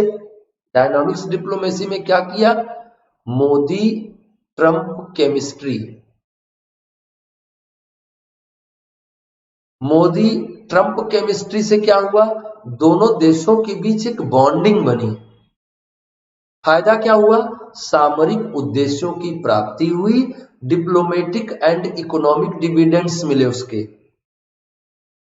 भारत ने अमेरिका के साथ फाउंडेशन एग्रीमेंट 4 फाउंडेशन एग्रीमेंट किए, अक्टूबर 2020 तक उन पर फाइनली हस्ताक्षर हो चुका है और इस तरह से भारत अमेरिका का मेजर स्ट्रेटेजिक पार्टनर की हैसियत प्राप्त कर चुका है। लेकिन मोदी ट्रंप केमिस्ट्री को कैसे संतुलित करोगे? कैसे? क्योंकि वॉशिंगटन ही महत्वपूर्ण भूमिका नहीं निभा रहा है, बीजिंग और मॉस्को भी महत्वपूर्ण भूमिका निभा रहा है। तो मोदी ट्रंप केमिस्ट्री को कैसे बैलेंस करेंगे मोदी? उसको बैलेंस करने के लिए आगे की बात सुनो। लेकिन यह बात ना ही बीजिंग को रास आ सकती है न मॉस्को को। कौन सी बात? कि मोदी ट्रंप केमिस्ट्री हो और फाउंडेशन एग्रीमेंट हो और भारत अमेरिका का मेजर स्ट्रेटेजिक पार्टनर बने। ये बात भैया ना तो बीजिंग को अच्छी लगेगी ना मॉस्को को अच्छी लगेगी। तो फिर क्या करें? भारत ने इस दिशा में आगे बढ़ते हुए विदेश नीति में फॉरवर्ड, रिशेपिंग, रीबैलेंसिंग जैसी विशेषताओं को बराबर स्थान दिया। कैसे? ध्यान रहे कि कुछ वर्ष पूर्व अमेरिका द्वारा भारत सहित एशिया के कुछ देशों को ईरान के साथ व्यापारिक रिश्तों के कारण धमकी दी गई थी, लेकिन भारत ने स्वतंत्र निर्णय लिया और ईरान के साथ व्यापार को जारी रखने के साथ साथ चाबहार बंदरगाह में पहुंच स्थापित की। अगर भारत ईरान संबंधों में कोई बड़ा झटका नहीं आता है तो भारत इसके जरिए international north south transport corridor से जुड़कर यूरेशिया तक अपनी आर्थिक गतिविधि का विस्तार कर सकता है। आगे हम मैप में अभी आपको दिखाएंगे कि कहां से वो डेवलप हो रहा है। इंटरनेशनल टेलीकम्युनिकेशन रेगुलेशन कन्वेंशन पर हस्ताक्षर और असगाबाद करार के लिए मल्टी मॉडल ट्रांसपोर्ट पर भी सहमति इसी दिशा में एक महत्वपूर्ण कड़ी है कि हम केवल ऐसा नहीं हो सकता कि मोदी ट्रंप केमिस्ट्री से जो बाकी लोग नाराज हो रहे हैं उनके साथ हम कोई अपना उनको संतुलित ना करें। अभी आप देखोगे चाइना के साथ जब हम बात करेंगे तो आप देखोगे कि चाइना का भी बहुत महत्वपूर्ण संबंध निर्मित करने का हमने प्रयास किया, हालांकि चीन भी अपनी आदतों से बाज नहीं आता। भारतीय विदेश नीति के केंद्र बिंदु में एक चीन भी है।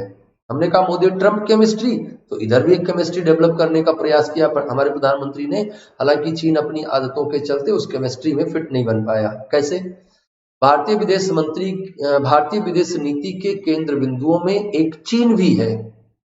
कारण यह है कि चीन भारतीय उपमहाद्वीप में निरंतर policy of expansionist through countering India's power एवं new soft power war games के माध्यम से भारत के समक्ष चुनौतियां पेश करता रहा है। हमेशा भारत के लिए वो चैलेंज निर्मित करता रहा अपनी विस्तारवादी नीति के कारण, भारत को काउंटर करने की नीति के कारण। उसकी सफलता के कुछ कारण भी हैं, वो इस काम में सफल रहा, उसके कुछ कारण भी हैं। पहला कारण क्या है? ट्रांस पैसिफिक क्षेत्र में चीन की अर्थव्यवस्था के कारण बढ़ती सैन्य शक्ति से संभव हुआ वर्चस्व। पहला कारण क्या है?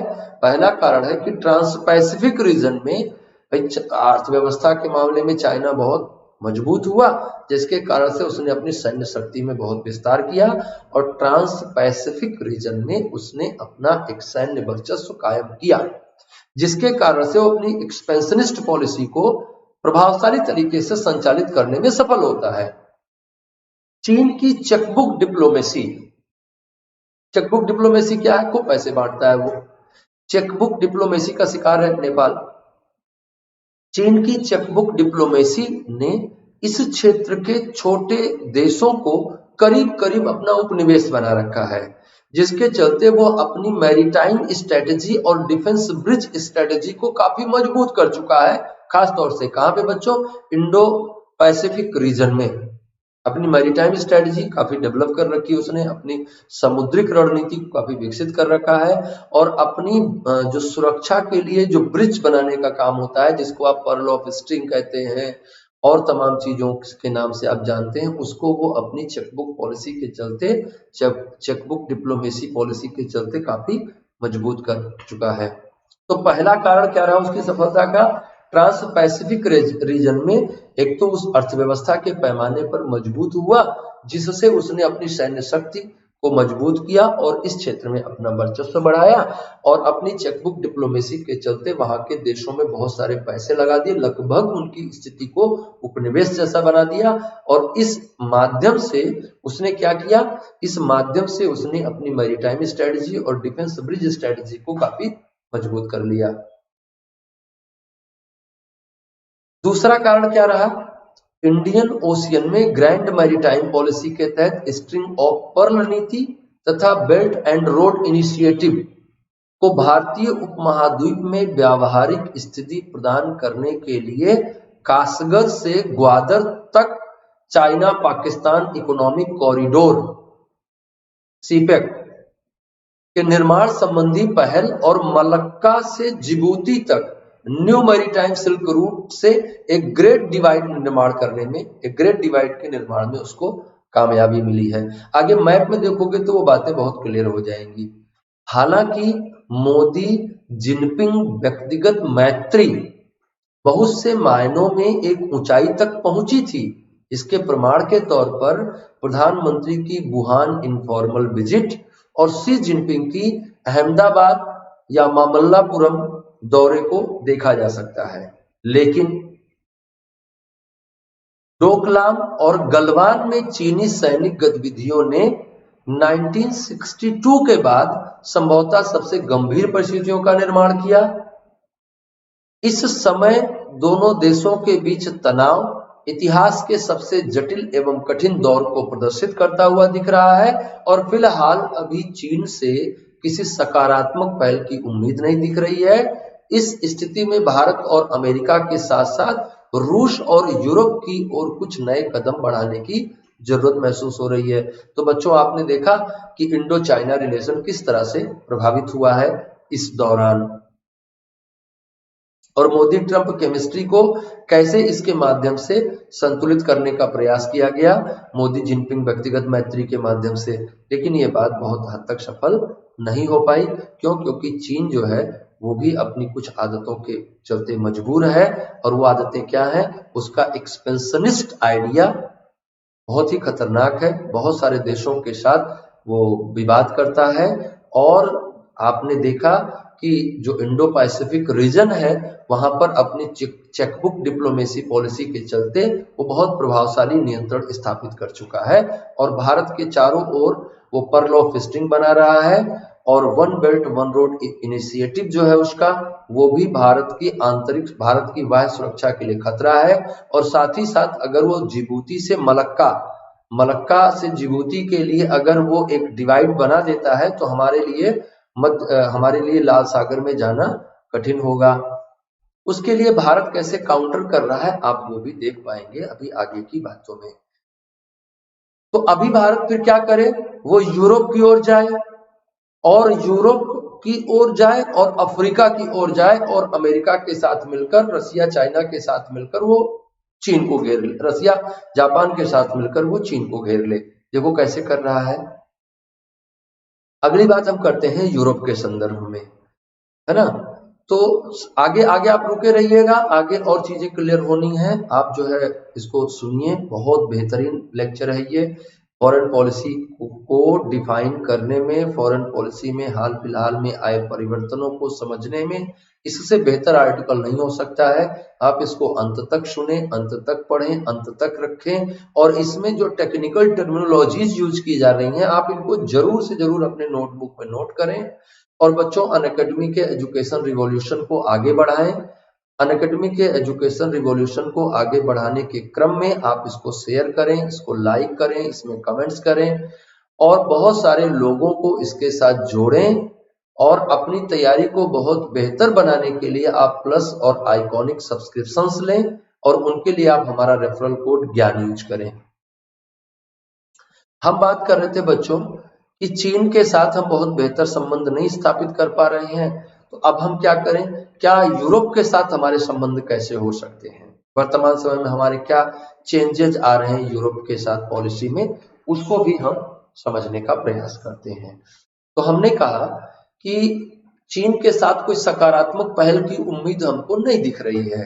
तो इस स्थिति में भारत को अमेरिका के साथ तो हमारे संबंध निर्मित हो ही रहे, साथ साथ यूरोप, रूस और यूरोप की ओर कुछ कदम बढ़ाने की जरूरत महसूस हो रही है। तो लेकिन यूरोप के साथ हमारे संबंध बढ़े उससे पहले जरा हम यूरोप की स्थिति पर एक निगाह डाल लेते हैं। क्या परिवर्तन हुए हाल फिलहाल के दिनों में, ब्रेक्जिट हुआ है, तो इन सब का क्या प्रभाव पड़ा है यूरोप की पॉलिटिक्स, क्या अभी भी यूरोप पूरी दुनिया के अंतरराष्ट्रीय नीतियों को प्रभावित करने में भूमिका में है, जरा समझते हैं। लेकिन क्या यूरोप से अभी कोई विशेष उम्मीद की जा सकती है? इतिहास के लंबे कालखंड में एक बड़ी ताकत रहा यूरोप। इस समय सर्वाधिक संक्रमण, आंतरिक विसंगतियों का शिकार दिखाई दे रहा है। न केवल ब्रेक्जिट के चलते बल्कि रिफ्यूजी प्रॉब्लम बहुत बड़ी है। रिफ्यूजी प्रॉब्लम आपने देखा, नॉर्वे में दंगे हुए, है ना, तो वो सब क्या है, नॉर्वे के दंगे क्या है, आदर्शवाद बनाम राष्ट्रवाद की टकराहट। आदर्शवाद रिफ्यूजी प्रॉब्लम खड़ा कर रहा है और राष्ट्रवाद रिफ्यूजियों को मार के भगाने में लगा हुआ है। तो आदर्शवाद बनाम राष्ट्रवाद से टकरा रहा है यूरोप। आदर्शवाद क्या है? आदर्शवाद है वेस्टर्न लिबरलिज्म, पाश्चात्य उदारवाद, ये उनका आदर्श रहा है। ईसाई मानवतावाद, ये उनका आदर्श रहा है। और कट्टर राष्ट्रवाद अब बढ़ रहा है वहां पर। क्यों बढ़ रहा है? Refugee problem. रिफ्यूजी वहां जा रहे हैं, वहां पे कब्जा कर रहे हैं, वहां पर अपनी बर्थ रेट बढ़ा रहे हैं, वहां की जनसंख्या में जो डेमोग्राफिक बैलेंस है उसको इम्बैलेंस कर रहे हैं। आपने देखा नॉर्वे में, आपने देखा स्वीडन में, इस तरह के दंगे हुए जो पूरे ग्लोब में सबसे शांतिप्रिय देशों के रूप में गिने जाते हैं, वहां पर भी दंगे हुए। तो वहां पे दंगों का कारण क्या है? आदर्शवाद बनाम राष्ट्रवाद की टकराहट है ये। और ये कहां से खड़ी हुई है बच्चों? रिफ्यूजी प्रॉब्लम से खड़ी हुई है। रिफ्यूजी प्रॉब्लम मध्य एशिया में आने वाले राजनीतिक परिवर्तनों से खड़ी हुई है। तो अभी जरा इसको हम थोड़ा ध्यान से देखते हैं। तो ब्रेक्जिट के चलते बहुत समस्या में है। न केवल ब्रेक्जिट के चलते बल्कि refugee problem, economic imbalance, Brexit उसका रिजल्ट है। आदर्शवाद बनाम राष्ट्रवाद के टकराव और इस्लामी आतंकवाद की बढ़ती चुनौतियों के साथ एक ऐसे जाल में फंसा हुआ है यूरोप जिससे निकलना अभी तो भैया मुश्किल दिख रहा है। पीछे हम लोग बात कर रहे थे कि देखिए हम कैसे चाइना को घेर रहे हैं। ये जो है अब समझिए कि हम चाइना को कैसे घेरने का प्रयास कर रहे हैं। तो हम मंगोलिया, जापान के साथ हमारे अच्छे संबंध, वियतनाम के साथ हमारे संबंध, सांगी एयरपोर्ट हमने सांगी लिया, यहाँ पे हमने अपना अड्डा बनाया है। फिर हमने सवांग इंडोनेशिया में अपना अड्डा बनाया। अभी अभी सेशल्स के राष्ट्रपति डैनी फोरिगो आए थे, जिन्होंने असम्पशन आइलैंड को भारत को दिया। वहां से आप अपना नौसैनिक केंद्र बना सकते हैं, है ना। यहाँ ओमान, चाबहार और इन देशों के साथ हम बेहतर संबंध बना रहे हैं। तो इन देशों के साथ बेहतर संबंध, देखिए हम भी चाइना को घेर रहे हैं। वो स्ट्रिंग ऑफ पॉलिसी पे काम, स्ट्रिंग ऑफ पर्ल्स पे काम कर रहा है, तो हम भी उसको चारों ओर से घेर रहे हैं, है ना। हालांकि वो जिबूती और ओमान के बीच में अगर बढ़ेगा तो हमारे लिए एक दिक्कत हो सकती है, लेकिन उसके लिए भी हमने काउंटर बना रखा है। तो बच्चों इस तरह से हम भी चाइना को घेर रहे हैं, इसको भी आपको ध्यान में रखना होगा, है ना। आगे के मैप में कुछ और चीजें आप देखोगे। ये मुंबई से चाबहार पोर्ट पहुंच गए हम, और चाबहार पोर्ट से हम इधर भी आ सकते हैं। चाबहार पोर्ट से हम इधर बंदर अब्बास पोर्ट जाकर तेहरान, ईरान के साथ अगर हमारे बेहतर संबंध रहे तो देखिए हम इस मार्ग में जुड़कर, जो ये रेलवे, इसमें जो पीली वाली लाइन दिख रही बच्चों, ये नॉर्थ साउथ ट्रांसपोर्ट कॉरिडोर है, जिसकी बात हम पीछे कर रहे थे। तो नॉर्थ साउथ ट्रांसपोर्ट कॉरिडोर देखो कहां से कहां जा रहा है बच्चों, ये इसमें हम जुड़ जाएंगे, यहां तक मॉस्को तक पहुंच जाएंगे। और ये रेल कॉरिडोर है, जिसमें आप देखो वियना तक पहुंच रहा है ये, और इसमें जो है भारत के बाहर से ये जा रहा है। तो इससे जुड़कर हम उसमें भी जुड़ जाएंगे, चाबहार पोर्ट से जुड़कर देखिए हम उससे भी जुड़ जाएंगे। तो ये थोड़ा सा असगाबाद एग्रीमेंट को भी हम लोग आगे बढ़ा रहे हैं, पीछे हमने बताया। अभी हम लोग बात कर रहे थे कि यूरोप में क्या सिचुएशन चल रही है। तो यूरोप में मर्कोजी इफेक्ट कुछ नहीं है। मर्कोजी इफेक्ट एंजेला मर्केल और निकोलस सरकोजी, जो कि भूतपूर्व राष्ट्रपति, जो कि राष्ट्रपति रहे फ्रांस के, उनकी एक इकोनॉमिक थियरी को मर्कोजी इफेक्ट कहा जाता है। के बाद जो स्थितियां निर्मित हुई उनमें फ्रांस और जर्मनी की बॉन्डिंग कमजोर हुई और यूरोपीय संघ में लीकेज नजर आने लगी। ब्रेक्जिट ने यह बता दिया कि अब यूरोपीय यूनियन ऑप्टिमम यूनिटी का प्रतिरूप नहीं रह गई है और यूरोप अब यूनाइट नहीं रह सकता। इससे भी आगे बढ़कर अब यह संदेश भी जा रहा है कि 1990 के दशक के वैश्वीकरण, उदारीकरण जैसे जिन भारी भरकम शब्दों ने न केवल अर्थव्यवस्था को बल्कि संपूर्ण जीवन शैली को प्रभावित किया था, वो अब धीरे धीरे क्या हो रहे हैं, टैबूज बन रहे हैं, निषेधात्मक श्रेणी की ओर खिसक रहे हैं। और उनका स्थान लेने के लिए प्रोटेक्शनिज्म, नेशनलिज्म या अग्रेसिव नेशनलिज्म और पोस्ट ट्रुथ जैसे शब्द फिर से तैयार हो रहे हैं। और अब कहीं ना कहीं नेशनलिज्म, अब कहीं ना कहीं ग्लोबलिज्म पर, कहीं ना कहीं वैश्वीकरण पर, उदारीकरण पर, ग्लोबलिज्म पर कहीं ना कहीं अब खतरा खड़ा हो रहा है, क्योंकि प्रोटेक्शनिज्म जगह बना रहा है। और आप इसको यूरोप के टूटने के क्रम में देख सकते हैं, इसको आप ब्रेक्जिट के क्रम में देख सकते हैं, इसको आप मर्कोजी इफेक्ट में देख सकते हैं। इस तरह से आप इसको अनुभव कर सकते हैं। और ये युग जो बढ़ रहा है वो किसका बढ़ रहा है, प्रोटेक्शनिज्म का बढ़ रहा है, अग्रेसिव नेशनलिज्म का बढ़ रहा है, यूरोप में बढ़ रहा है। पीछे हमने बात करी कि यूरोप वर्तमान समय में आदर्शवाद और कट्टर राष्ट्रवाद से लड़ रहा है। आदर्शवाद बनाम कट्टर राष्ट्रवाद की लड़ाई चल रही है यूरोप में, आपने देखा है, आपने स्वीडन में देखा है, आपने नॉर्वे में देखा है। ब्रेक्जिट इसी बदलाव का प्रतिनिधित्व कर रहा है। ऐसे में यूरोपीय देशों के साथ संबंधों को एक नए सिरे से परिभाषित करने की जरूरत है। अब जो पहले परिस्थितियां थी अब वो है नहीं, तो हम क्या करें, हम नए सिरे से इसको परिभाषित करें। नए सिरे से परिभाषित करने के क्रम में हम क्या कर रहे हैं, बात करते हैं इस पर।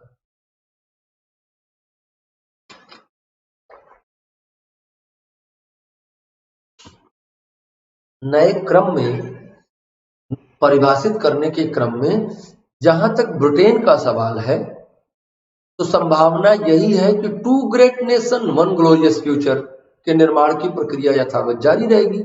हम पहले से लेकर आ रहे हैं, आगे भी कंटिन्यू करेगी, ये हम उम्मीद कर रहे हैं। Two great nation one glorious future, British प्रधानमंत्री, भारतीय प्रधानमंत्री के द्वारा दिया गया नारा, ये आगे भी चलता रहेगा। इसी प्रकार से फ्रांस के साथ रेसिप्रोसिटी बनी रहेगी हमारी। रेसिप्रोसिटी क्या है? अन्योन्याश्रिता है, एक दूसरे पर निर्भरता है। कैसे है? हम भी आपके काम आए, आप भी हमारे काम आए। ये क्या है? रेसिप्रोसिटी है या अन्योन्याश्रिता पर आधारित संबंध है। तो भैया फ्रांस के साथ हमारे संबंध कैसे हैं? रेसिप्रोसिटी पर आधारित हैं, अन्योन्याश्रिता पर आधारित हैं। इस प्रक्रिया को हम इस उम्मीद से हैं कि ये और बढ़ावा मिलेगा। फ्रांस से राफेल ने भारतीय वायुशक्ति को एक नई दिशा दी और दोनों देशों के बीच संपन्न होने वाली नवल एक्सरसाइज वरुण ने इंडो पैसिफिक में भारतीय शक्ति की स्थापना को मजबूती दी। तो क्या है? ये अन्योन्याश्रिता है, रेसिप्रोसिटी है। जिबूती के पास जहां चीन अपना मिलिट्री बेस बना रहा है, मैंने कहा ना जिबूती मलक्का डिवाइड बना देगा वो, तो मलक्का कहाँ है? मलक्का जो है आपका पड़ेगा अरब सागर में, अरब सागर में ऊपर की ओर मलक्का जल संधि पड़ेगी। तो जिबूती के पास से चीन अपना मिलिट्री बेस बना रहा है, वहां पर सैन्य अभ्यास आयोजित कर दोनों देशों ने यह दिखा दिया कि हिंद महासागर में रणनीतिक साझेदारी के प्रति दोनों का भी गंभीर है और किसी भी राष्ट्र की दादागिरी वहां पर हम चलने नहीं देंगे। तो ब्रिटेन के साथ क्या कर रहे हैं हम? Two nation, two great nations, one glorious future, उस पर काम कर रहे हैं। हम फ्रांस के साथ क्या कर रहे हैं? रेसिप्रोसिटी पे काम कर रहे हैं। हम आपके काम आएंगे, आप हमारे काम आना, अन्योन्याश्रिता संबंध, सहजीविता का संबंध काम कर रहा है। जर्मनी की भी बात हम लोग कर लेते हैं। जर्मनी और नॉर्डिक देश, नॉर्डिक मतलब नॉर्वे, स्वीडन, फिनलैंड, इन सब देशों को नॉर्डिक नेशंस कहा जाता है। नॉर्डिक नेशन और जर्मनी के साथ भी भारत संभावनाएं देख रहा है कि वहां पर हम कैसे अपनी रणनीतिक साझेदारी, कैसे अपनी वैश्विक साझेदारी सुनिश्चित कर सकते हैं। हालांकि इस तरफ जो हमारे प्रयास थे, यूरोप में अपने प्रभाव को इस तरह से पुनर्स्थापित करने का हमारा जो प्रयास था, कोविड महामारी ने उस पर विराम लगा दिया। कुल मिलाकर पिछले 6 वर्षों में भारत और यूरोपीय यूनियन के बीच आपसी रिश्तों को मजबूत बनाने की पहल हुई है, लेकिन चुनौती कहाँ है? चुनौती यह है कि ये गति ऐसी ही बनी रहे और आगे ये संबंध और मजबूत होते रहें। तो बच्चों, हम लोगों ने अमेरिका देखा, अमेरिका के बाद हम लोगों ने चाइना देखा, चाइना के बाद हम लोगों ने यूरोप देखा। अब अगर हम मध्य पूर्व की बात ना करें, मिडिल ईस्ट की बात ना करें तो मजा नहीं आएगा, पूरी बात हो ना पाएगी। तो मिडिल ईस्ट पर जरा ध्यान दें, इसीलिए मैं कह रहा हूं कि हमारे साथ अंत तक बने रहें। एक एक बात पे हम लोग डिस्कशन करने जा रहे हैं और हर चीज को आपको बिल्कुल विजुअलाइज हो जाएगा, बिल्कुल क्लियर हो जाएगा बच्चों कि हमारी फॉरेन पॉलिसी में क्या चेंजेस आए हैं हाल फिलहाल के टाइम में, और 2019 जैसे प्रश्न दोबारा बनते हैं तो आप बहुत बेहतर तरीके से उनका जवाब देने की सिचुएशन में बनेंगे। अब हम मध्य पूर्व को देखेंगे। मध्य पूर्व जो हमेशा से राजनीतिक सक्रियता का केंद्र रहा है, लेकिन हाल में क्या हुआ? हाल के 2 दशकों में बहुत जटिल और हिंसक हो गई है यहाँ की स्थिति, बहुत खराब हो गई है स्थिति, और यहाँ की स्थिति की बर्बादी ने यूरोप को बिल्कुल बदल के रख दिया। भारत के पिछले 6 वर्षों में इस क्षेत्र के साथ व्यापक भागीदारी वाले रिश्ते कायम करने में सफलता अर्जित की। भारत की व्यापार और ऊर्जा सुरक्षा हॉर्मुज जल संधि और बॉब एल मंडेब खाड़ी की सुरक्षा से घनिष्ठ रूप से जुड़ी हुई है, और इसीलिए भारतीय नौसेना ने कई खाड़ी देशों के साथ नौसैनिक अभ्यास में हिस्सा लिया, जिनमें कुवैत, यमन, बहरीन, सऊदी अरब, कतर, यूएई और जिबूती हैं, जिसको अभी हम लोगों ने पीछे बात की कि अगर मलक्का से लेकर और जिबूती तक वो कोई डिवाइड बनाने का प्रयास करता है चाइना, तो हम उसको काउंटर कैसे करेंगे बच्चों? इस तरह से काउंटर करेंगे, है ना? आप बात को समझ रहे होंगे। ये देखिए, चाबहार बंदरगाह, ये कांडला बंदरगाह है, 550 नॉटिकल मील दूर है। 786 नॉटिकल मील दूर हमारा चाबहार बंदरगाह है। और चाबहार पोर्ट से देखो हम क्या कर रहे हैं, चाबहार पोर्ट से हम ये आ गए काबुल तक सड़क से, और फिर आगे के देशों के साथ भी हम जुड़े हैं, है ना? आगे के देशों के साथ भी जुड़े हैं, तो पाकिस्तान भी हमारे प्रेशर में है। ईरान के साथ हम यहाँ से पीछे हमने बताया कि रास्ता बना के, और जो नॉर्थ साउथ फ्रेट कॉरिडोर बन रहा है उसमें भी हम भागीदार बन जाएंगे चाबहार पोर्ट से। और ग्वादर पोर्ट में चाइना अपना जो प्रभाव बढ़ाने का प्रयास करेगा तो उस पर भी हम क्या करेंगे, उस पर भी हम यहाँ से प्रेशर बनाए रखेंगे। यहाँ से मात्र 72 किलोमीटर दूर पे है ये ग्वादर से चाबहार, है ना। तो बहुत बेहतरीन रणनीति पे हम भी काम कर रहे हैं। और इधर मैप में पीछे गुम हो गया है वो, इधर से हम यहाँ घेरने का प्रयास कर रहे हैं। यहाँ घेर कर जो हम कह रहे हैं कि अगर ये जिबूती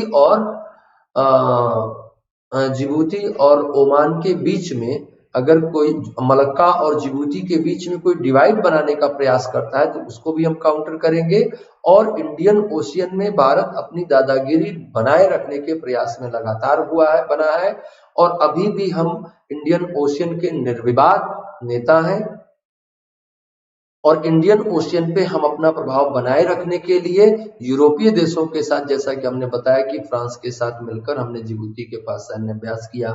हम जो है सऊदी अरेबिया के साथ अपने संबंधों, यूएई के साथ अपने संबंधों, यमन, ओमान, जिबूती, इनके साथ अपने संबंधों को बेहतर बना रहे हैं। क्यों बना रहे हैं बच्चों बेहतर संबंध? ताकि हम इस तरह के किसी भी दबाव में ना रहें। तो आप इस बात को समझ गए होंगे कि हम भी बहुत स्ट्रेटेजिकली चाइना को घेर ले रहे हैं। और हमारा जो मिडिल ईस्ट के साथ संबंध विकसित हो रहा है, आप देखते हैं कि हमारे प्रधानमंत्री यूनाइटेड अरब अमीरात के दौरे पर रहते हैं, सऊदी अरेबिया के दौरे पर रहते हैं, यमन के दौरे पर रहते हैं, ओमान के दौरे पर रहते हैं। और आप निश्चित तौर पर आप ये महसूस कर सकते हैं कि पिछले 6 वर्षों में इन देशों के साथ हमारे संबंधों में परिवर्तन हुआ है। तो वो परिवर्तन बच्चों क्यों हुआ है? इसी वजह से हुआ है। और ये परिवर्तन होने के पीछे कारण क्या है? चाइना का बढ़ता हुआ प्रभाव। वो न सिर्फ इंडो पैसिफिक रीजन में अपने प्रभाव को बढ़ा रहा है, बल्कि इंडियन ओशियन में भी अपने प्रभाव को बढ़ाने का लगातार प्रयास कर रहा है। और जो हमको ब्रिटिश शासन से लीगेसी मिली थी, भारत पर ब्रिटिश शासन जब तक रहा तब तक ब्रिटेन ने अपने आप को इंडियन ओशियन में निर्विवाद रखा, नेता के तौर पे रखा। और ब्रिटेन के जाने के बाद हमने भी उस लीगेसी को कंटिन्यू किया। हालांकि उतनी इंटेंसिटी के साथ हम कंटिन्यू नहीं कर पाए जितना इंटेंसिटी के साथ ब्रिटिश रूल ने किया था। इस दौर में भारत सऊदी अरब के रिश्ते काफी ऊंचाई पर पहुंचे, जिसमें प्रधानमंत्री की व्यक्तिगत कूटनीति की अहम भूमिका रही, जिसको आप इनफॉर्मल डिप्लोमेसी कहते हैं, अहम भूमिका रही। सऊदी अरब और बहरीन द्वारा प्रधानमंत्री श्री नरेंद्र मोदी को अपने सर्वोच्च नागरिक सम्मान से विभूषित करने को इसके प्रमाण के रूप में देखा जा सकता है। क्योंकि सऊदी अरब अब केवल होम ऑफ इस्लाम और अरब इस्लामी दुनिया का नेता मात्र नहीं है, बल्कि यहाँ पर लगभग 20 लाख भारतीय भी रहते हैं, जिनमें बहुत से भारतीय बेहतर पोजीशन पर भी हैं। तो बच्चों, अगर आप इस बात को ध्यान से समझें तो 370 हटाने के बाद पाकिस्तान फड़फड़ा रहा था, और उसकी फड़फड़ाहट को बहुत माकूल जवाब दिया था सऊदी अरेबिया ने। उसने जब मुस्लिम राष्ट्रों की मीटिंग बुलाने का दबाव बनाया, पाकिस्तान ने, ऑर्गेनाइजेशन ऑफ मुस्लिम कंट्रीज है उसका मीटिंग बुलाने का दबाव बनाया। किसने दबाव बनाया? पाकिस्तान ने, कि आप मीटिंग बुलाइए और सभी इस्लामिक नेशंस में हम धारा 370 का मुद्दा उठाएंगे। टालम टोलम करता रहा सऊदी अरेबिया, तो पाकिस्तान ने धमकी दे दी कि अगर सऊदी अरब ऑर्गेनाइजेशन ऑफ इस्लामिक कंट्रीज की मीटिंग नहीं बुलाएगा तो हमें अलग से इस्लामिक कंट्रीज के साथ अपने आप को जोड़ने के लिए बाध्य होना पड़ेगा। अगले ही दिन सऊदी अरेबिया ने कहा कि हमारा पैसा वापस करो, $600 करोड़। पाकिस्तान का जो रक्षा प्रमुख है भागा गया, भागा गया। तो जो वहां का क्राउन प्रिंस है उसने मिलने से ही मना कर दिया। दिन भर टहलाता रहा, उसको मिला भी नहीं, वापस भेज दिया और कहा कि पैसा हमारा वापस करो। कुछ पैसे उसने दे दिए थे, कुछ बाकी थे, ठीक है, हमको याद नहीं है। तो ये जो है हमारी फॉरेन पॉलिसी, हमारी इनफॉर्मल डिप्लोमेसी का रिजल्ट है कि पाकिस्तान 370 हटने के बाद इस्लामिक ऑर्गेनाइजेशन में कुछ नहीं करवा पाया। उसके लिए कहां फड़फड़ाया वो? जाके तुर्की के साथ। तो तुर्की भी आएगा, झंडे के नीचे आएगा, आप चिंता मत करो, है ना। और वो कोई बहुत ताकतवर बात नहीं है, कोई बहुत बड़ी बात नहीं है। तो खैर अब हम देख रहे हैं कि वहां भारतीयों के साथ भी हमारे रिश्ते बेहतर बनाने हैं। तो पहले इस क्षेत्र से भारत के रिश्ते प्रवासी श्रमिक और कच्चे तेल जैसी मुश्किल मुद्दों के साथ सीमित थे। कच्चे तेल खरीदते थे हम वहां से और उनसे, और हमारे बहुत सारे लोग जाके अरब में काम करते हैं, अरब देशों में यहाँ से बहुत सारे लोग जाते हैं। लेकिन अब हमने इन बाधाओं को पार कर लिया है। दरअसल इस क्षेत्र के देश ये जानते हैं कि भारत किसी पर भी दबदबा नहीं बनाना चाहता, वो सबसे बराबरी का रिश्ता रखना चाहता है। इसलिए वो पश्चिमी एशियाई देशों के साथ द्विपक्षीय रिश्तों को बेहतरी की पहल कर रहा है। भारत की विदेश नीति में अफ्रीकी महादेश का केंद्र में आना महत्वपूर्ण है। अब हम चलते हैं अफ्रीका की ओर और वहां देखते हैं कि हम क्या कर रहे हैं और हाल फिलहाल के वर्षों में हमने क्या परिवर्तन किए हैं। भारत की विदेश नीति में अफ्रीकी महादेश का केंद्र में आना महत्वपूर्ण है। भारत लंबे समय तक एफ्रो एशियन ब्रदरहुड की नीति पर चलता रहा है और अभी ब्रिक्स व इब्सा के अतिरिक्त अफ्रीकी संघ के साथ भारत के अच्छे संबंध हैं। लेकिन अभी भारत को ऐसे उपायों को अपनाने की जरूरत है जिससे भारत और अफ्रीकी देशों की साझेदारी सारी संभावित क्षमताओं का फायदा उठा सके। इस दृष्टि से समुद्री देशों के साथ प्रधानमंत्री श्री मोदी की कूटनीति बेहतर निर्णायक रही, जिसमें विशेषकर सेशल्स की बात हम लोग कर रहे हैं। अभी हम लोगों ने बात करी कि असम्पशन द्वीप को सेशल्स के प्रधानमंत्री ने हम लोगों को दिया। तो ध्यान रहे कि सेशल्स के प्रधानमंत्री डैनी फोरे की भारत यात्रा के दौरान असम्पशन द्वीप पर भारत को नौसैनिक अड्डे के निर्माण के लिए पुनः स्वीकृति दे दी थी। भारत के लिए यह एक सामान्य सफलता का पर्याय नहीं माना जा सकता, क्योंकि चीन यहाँ पर हस्तक्षेपवादी भूमिका में है और वो कदापि नहीं चाहता कि भारत यहाँ मजबूत स्थिति में रहे। संभव है कि सेशल्स से चाबहार चीन के ग्वादर जिबूती कनेक्ट के लिए एक विकल्प के रूप में उभरे और भारत ब्लू वाटर डिप्लोमेसी में सफल हो। ब्लू वाटर डिप्लोमेसी भारत और चाइना की बहुत तेजी से चल रही है। विदेश नीति का अध्ययन करते समय अब हम आते हैं इसके कंक्लूजन पे कि हम क्या क्या और हम कर रहे हैं। ये तो रहा बच्चों हम देशों के साथ किस तरह से संबंध विकसित कर पाए हैं। पिछले 6 वर्षों में हमारी अमेरिका के साथ पॉलिसी में क्या चेंज आया, रशिया और यूरोप के साथ क्या पॉलिसी चेंज आया, हमारा जो इंडो पैसिफिक रीजन है वहां पर हम क्या चेंज ले आ रहे हैं, कैसे हम बैलेंस कर रहे हैं, शक्तियों को संतुलित कर रहे हैं, कैसे हम अपनी प्रभावशाली भूमिका सुनिश्चित कर रहे हैं वैश्विक परिदृश्य में। इन सब में 6 वर्षों में क्या चेंजेज आए उस पर हम लोगों ने बात करी। अब हम बात करेंगे कि इंटरनेशनल जो ऑर्गेनाइजेशंस हैं, मल्टीलेटरल ऑर्गेनाइजेशंस जो हैं, उनमें हम अपनी भूमिका कैसे निर्मित करके वैश्विक राजनीति को प्रभावित करने का प्रयास कर रहे हैं।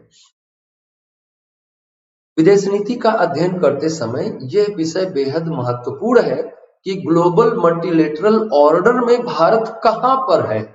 ग्लोबल मल्टीलेटरल ऑर्डर में भारत कहां पर है, गौर से देखें। गौर से देखने में 2014 से 2020 के बीच भारत ने चीन के विरोध के कारण न्यूक्लियर सप्लायर ग्रुप में प्रवेश भले ही ना पाया, लेकिन MTCR का मेंबर है, MTCR क्लब में एंट्री मिली।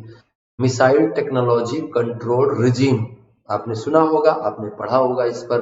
MTCR क्लब में भारत चीन से पहले जगह पाने में सफल हो गया है। MTCR में भारत की सदस्यता किसी भी बहुपक्षीय निर्यात नियंत्रण व्यवस्था में भारत का पहला प्रवेश था, जिसके पश्चात भारत उच्च स्तरीय मिसाइल प्रौद्योगिकी खरीद करने में सक्षम होगा और रूस के साथ उसके जो संयुक्त उपक्रम चल रहे हैं उनको बहुत बढ़ावा मिल जाएगा। हालांकि भारत का असैन्य परमाणु करार जो कि 2006 में हुआ अमेरिका के साथ है, इसलिए वो NSG और MTCR, ऑस्ट्रेलिया समूह, वासेनार अरेंजमेंट जैसे निर्यात नियंत्रण व्यवस्था में शामिल होने का प्रयास कर रहा है। ये समूह पारंपरिक परमाणु, जैविक और रासायनिक हथियारों और प्रौद्योगिकी का नियमन करते हैं। तो भारत भी उनमें अपनी मेंबरशिप के लिए लगातार प्रयासरत है। 2017 के पेरिस समझौतों से अमेरिका के पीछे हटने के बाद पेरिस समझौता बच्चों किसके लिए है? पेरिस समझौता है जलवायु परिवर्तन के प्रभावों को मिनिमाइज करने के लिए हम ऐसे एफर्ट करें जिससे जलवायु परिवर्तन करने वाले कारकों पर कटौती की जा सके। तो 2017 के पेरिस समझौते से अमेरिका के पीछे हटने के बाद भारत इस मामले में दूसरे विकासशील देशों के लिए मिसाल बनकर उभरा है। भारत उनके सामने विकास संबंधी जरूरतों के साथ पर्यावरण नीतियों के संतुलन का मानक पेश कर रहा है। इस दिशा में भारत टॉप 10 रैंक में बना हुआ है उन देशों में जो देश पर्यावरण परिवर्तन से लड़ने में अपनी महत्वपूर्ण भूमिका निर्मित कर रहे हैं। उन टॉप 10 कंट्रीज में भारत बना हुआ है। हालांकि 2021 का जो डेटा इश्यू हुआ है उसमें ये बताया गया है कि टॉप 3 में कोई देश नहीं है, फिर भी भारत 10वें नंबर पे है। तो अगर हम ऐसे देखें तो भारत 7वें नंबर पे है उन देशों में जो पेरिस समझौते के तहत बनाए गए स्टैंडर्ड्स को फॉलो कर रहे हैं, जिसकी शुरुआत प्रधानमंत्री श्री नरेंद्र मोदी की पहल द्वारा नवंबर 2015 में की गई। किसकी पहल की गई? इस दिशा में जो पर्यावरण नीतियों के संतुलन का मानक पेश कर रहा है भारत, मैंने बताया इस दिशा में अंतरराष्ट्रीय सौर गठबंधन बेहद महत्वपूर्ण है बच्चों। अंतरराष्ट्रीय सौर गठबंधन, इंटरनेशनल सोलर अलायंस बेहद महत्वपूर्ण है, जिसकी शुरुआत प्रधानमंत्री श्री नरेंद्र मोदी की पहल द्वारा नवंबर 2015 में की गई। इस अलायंस का उद्देश्य सौर ऊर्जा के तीव्र विकास के जरिए पेरिस जलवायु समझौते को लागू करने में योगदान देना है। ये पहला समझौता आधारित अंतरराष्ट्रीय अंतर सरकारी संगठन है जो पूरी तरह से या आंशिक रूप से कर्क और मकर उष्णकटिबंध के बीच में स्थित है। इसका गठबंधन का मुख्यालय गुरुग्राम हरियाणा में स्थित है। कंक्लूजन क्या कहता है? कुल मिलाकर आपने ये देखा कि 6 वर्षों में भारतीय विदेश नीति की परंपरागत रूढ़िवादी तत्व निष्प्रभावी हुए और विदेश मामलों में व्यावहारिक पहल पर जोर बढ़ा है। आज विश्व व्यवस्था में जिस तेजी से बदलाव हो रहे हैं उसमें भारत का स्ट्रक्चरल, इंस्टीट्यूशनल और विचारों के स्तर पर बहुत से सवालों को तलाशना होगा ताकि भावी चुनौतियों से निपटने के लिए रणनीति पहले ही तैयार की जा सके। भारत को यह बताना होगा कि वो विश्व शक्ति बनने की प्रक्रिया में है और अंतरराष्ट्रीय व्यवस्था की प्राथमिकताओं को परिभाषित करने की योग्यता रखता है। तो बच्चों, इस सेशन में आपने देखा कि विगत 6 वर्षों में हमारी विदेश नीति में किस तरह से नए आयाम जुड़े और इन नए आयामों ने हमारे विश्व में नई प्राथमिकताओं को तय करने में महत्वपूर्ण भूमिका निर्मित की और जो हमारी प्राचीन संशय और संकोच की परंपरा थी, जो हम उत्पीड़ित और पिछड़े हुए राष्ट्रों के नेता के रूप में जाने जाते थे, वहां से अब हमारी इमेज कहाँ जा रही है? एक वैश्विक शक्ति के रूप में हम स्थापित हो रहे हैं। और जब हम पॉलिटिकली, डिप्लोमेटिकली दुनिया के 4-5 देशों का नाम लिया जाता है तो उसमें भारत का नाम अवश्य आता है, और एशिया में जब भी ये नाम लिया जाता है तो भारत का नाम अवश्य आता है। और वर्तमान समय में वैश्विक महाशक्तियों के विभिन्न आयामों में भारत एक महत्वपूर्ण भूमिका में रह रहा है, चाहे वो आप जलवायु दृष्टिकोण से देखें, चाहे निर्यात नियंत्रण करने वाली संस्थाओं में। निर्यात नियंत्रण करने वाली संस्थाएं प्रायः हथियार के क्षेत्र में काम कर रही हैं, जहां पर वो कहते हैं कि भाई परमाणु ऊर्जा का निर्यात ना हो, परमाणु ईंधन का निर्यात ना हो, परमाणु तकनीकी का निर्यात ना हो। तो इस तरह के जितने भी संगठन है वहां पे भी भारत मजबूती से अपने आप को स्थापित करने का प्रयास कर रहा है, और MTCR का मेंबर होना ये अपने आप में भारत के लिए बहुत बड़ी उपलब्धि है। और इस तरह के और भी निर्यात नियंत्रण संस्थाओं में भारत अपनी भागीदारी क्रमशः सुनिश्चित करने के प्रयास में लगा हुआ है। तो बच्चों आप हमारे साथ अंत तक बने रहे, इसके लिए आपको बहुत बहुत धन्यवाद। ये बहुत यूजफुल सेशन रहा आपके लिए। आप इसको बहुत सारे लोगों में लाइक करें, शेयर करें, सब्सक्राइब करें, कमेंट करें, अपनी तैयारी को बहुत बेहतर बनाएं और अनअकैडमी एजुकेशन रिवॉल्यूशन को आगे बढ़ाएं, लाइक करके, शेयर करके, सब्सक्राइब करके। और अपनी तैयारी को बहुत बेहतर करने के लिए आप हमारे प्लस और आइकॉनिक कोर्सेज को ज्वाइन करें। प्लस और आइकॉनिक कोर्सेज को ज्वाइन करने के लिए आपको सब्सक्रिप्शन लेना होगा। सब्सक्रिप्शन लेने के लिए आप हमारा रेफरल कोड ज्ञान यूज करें, इससे आपको 10% का डिस्काउंट मिलेगा। इस क्लास के नोट्स को पाने के लिए ज्ञान तिवारी लाइव टेलीग्राम चैनल को सब्सक्राइब करें। आप हमारे साथ अंत तक बने रहे, इसके लिए हम आपको बहुत बहुत धन्यवाद देते हैं। आपका दिन शुभ हो, आप बहुत खुश रहें, प्रसन्न रहें, अपने आसपास खुशियां बिखेरते रहें। हम फिर मिलेंगे, तब तक के लिए नमस्कार।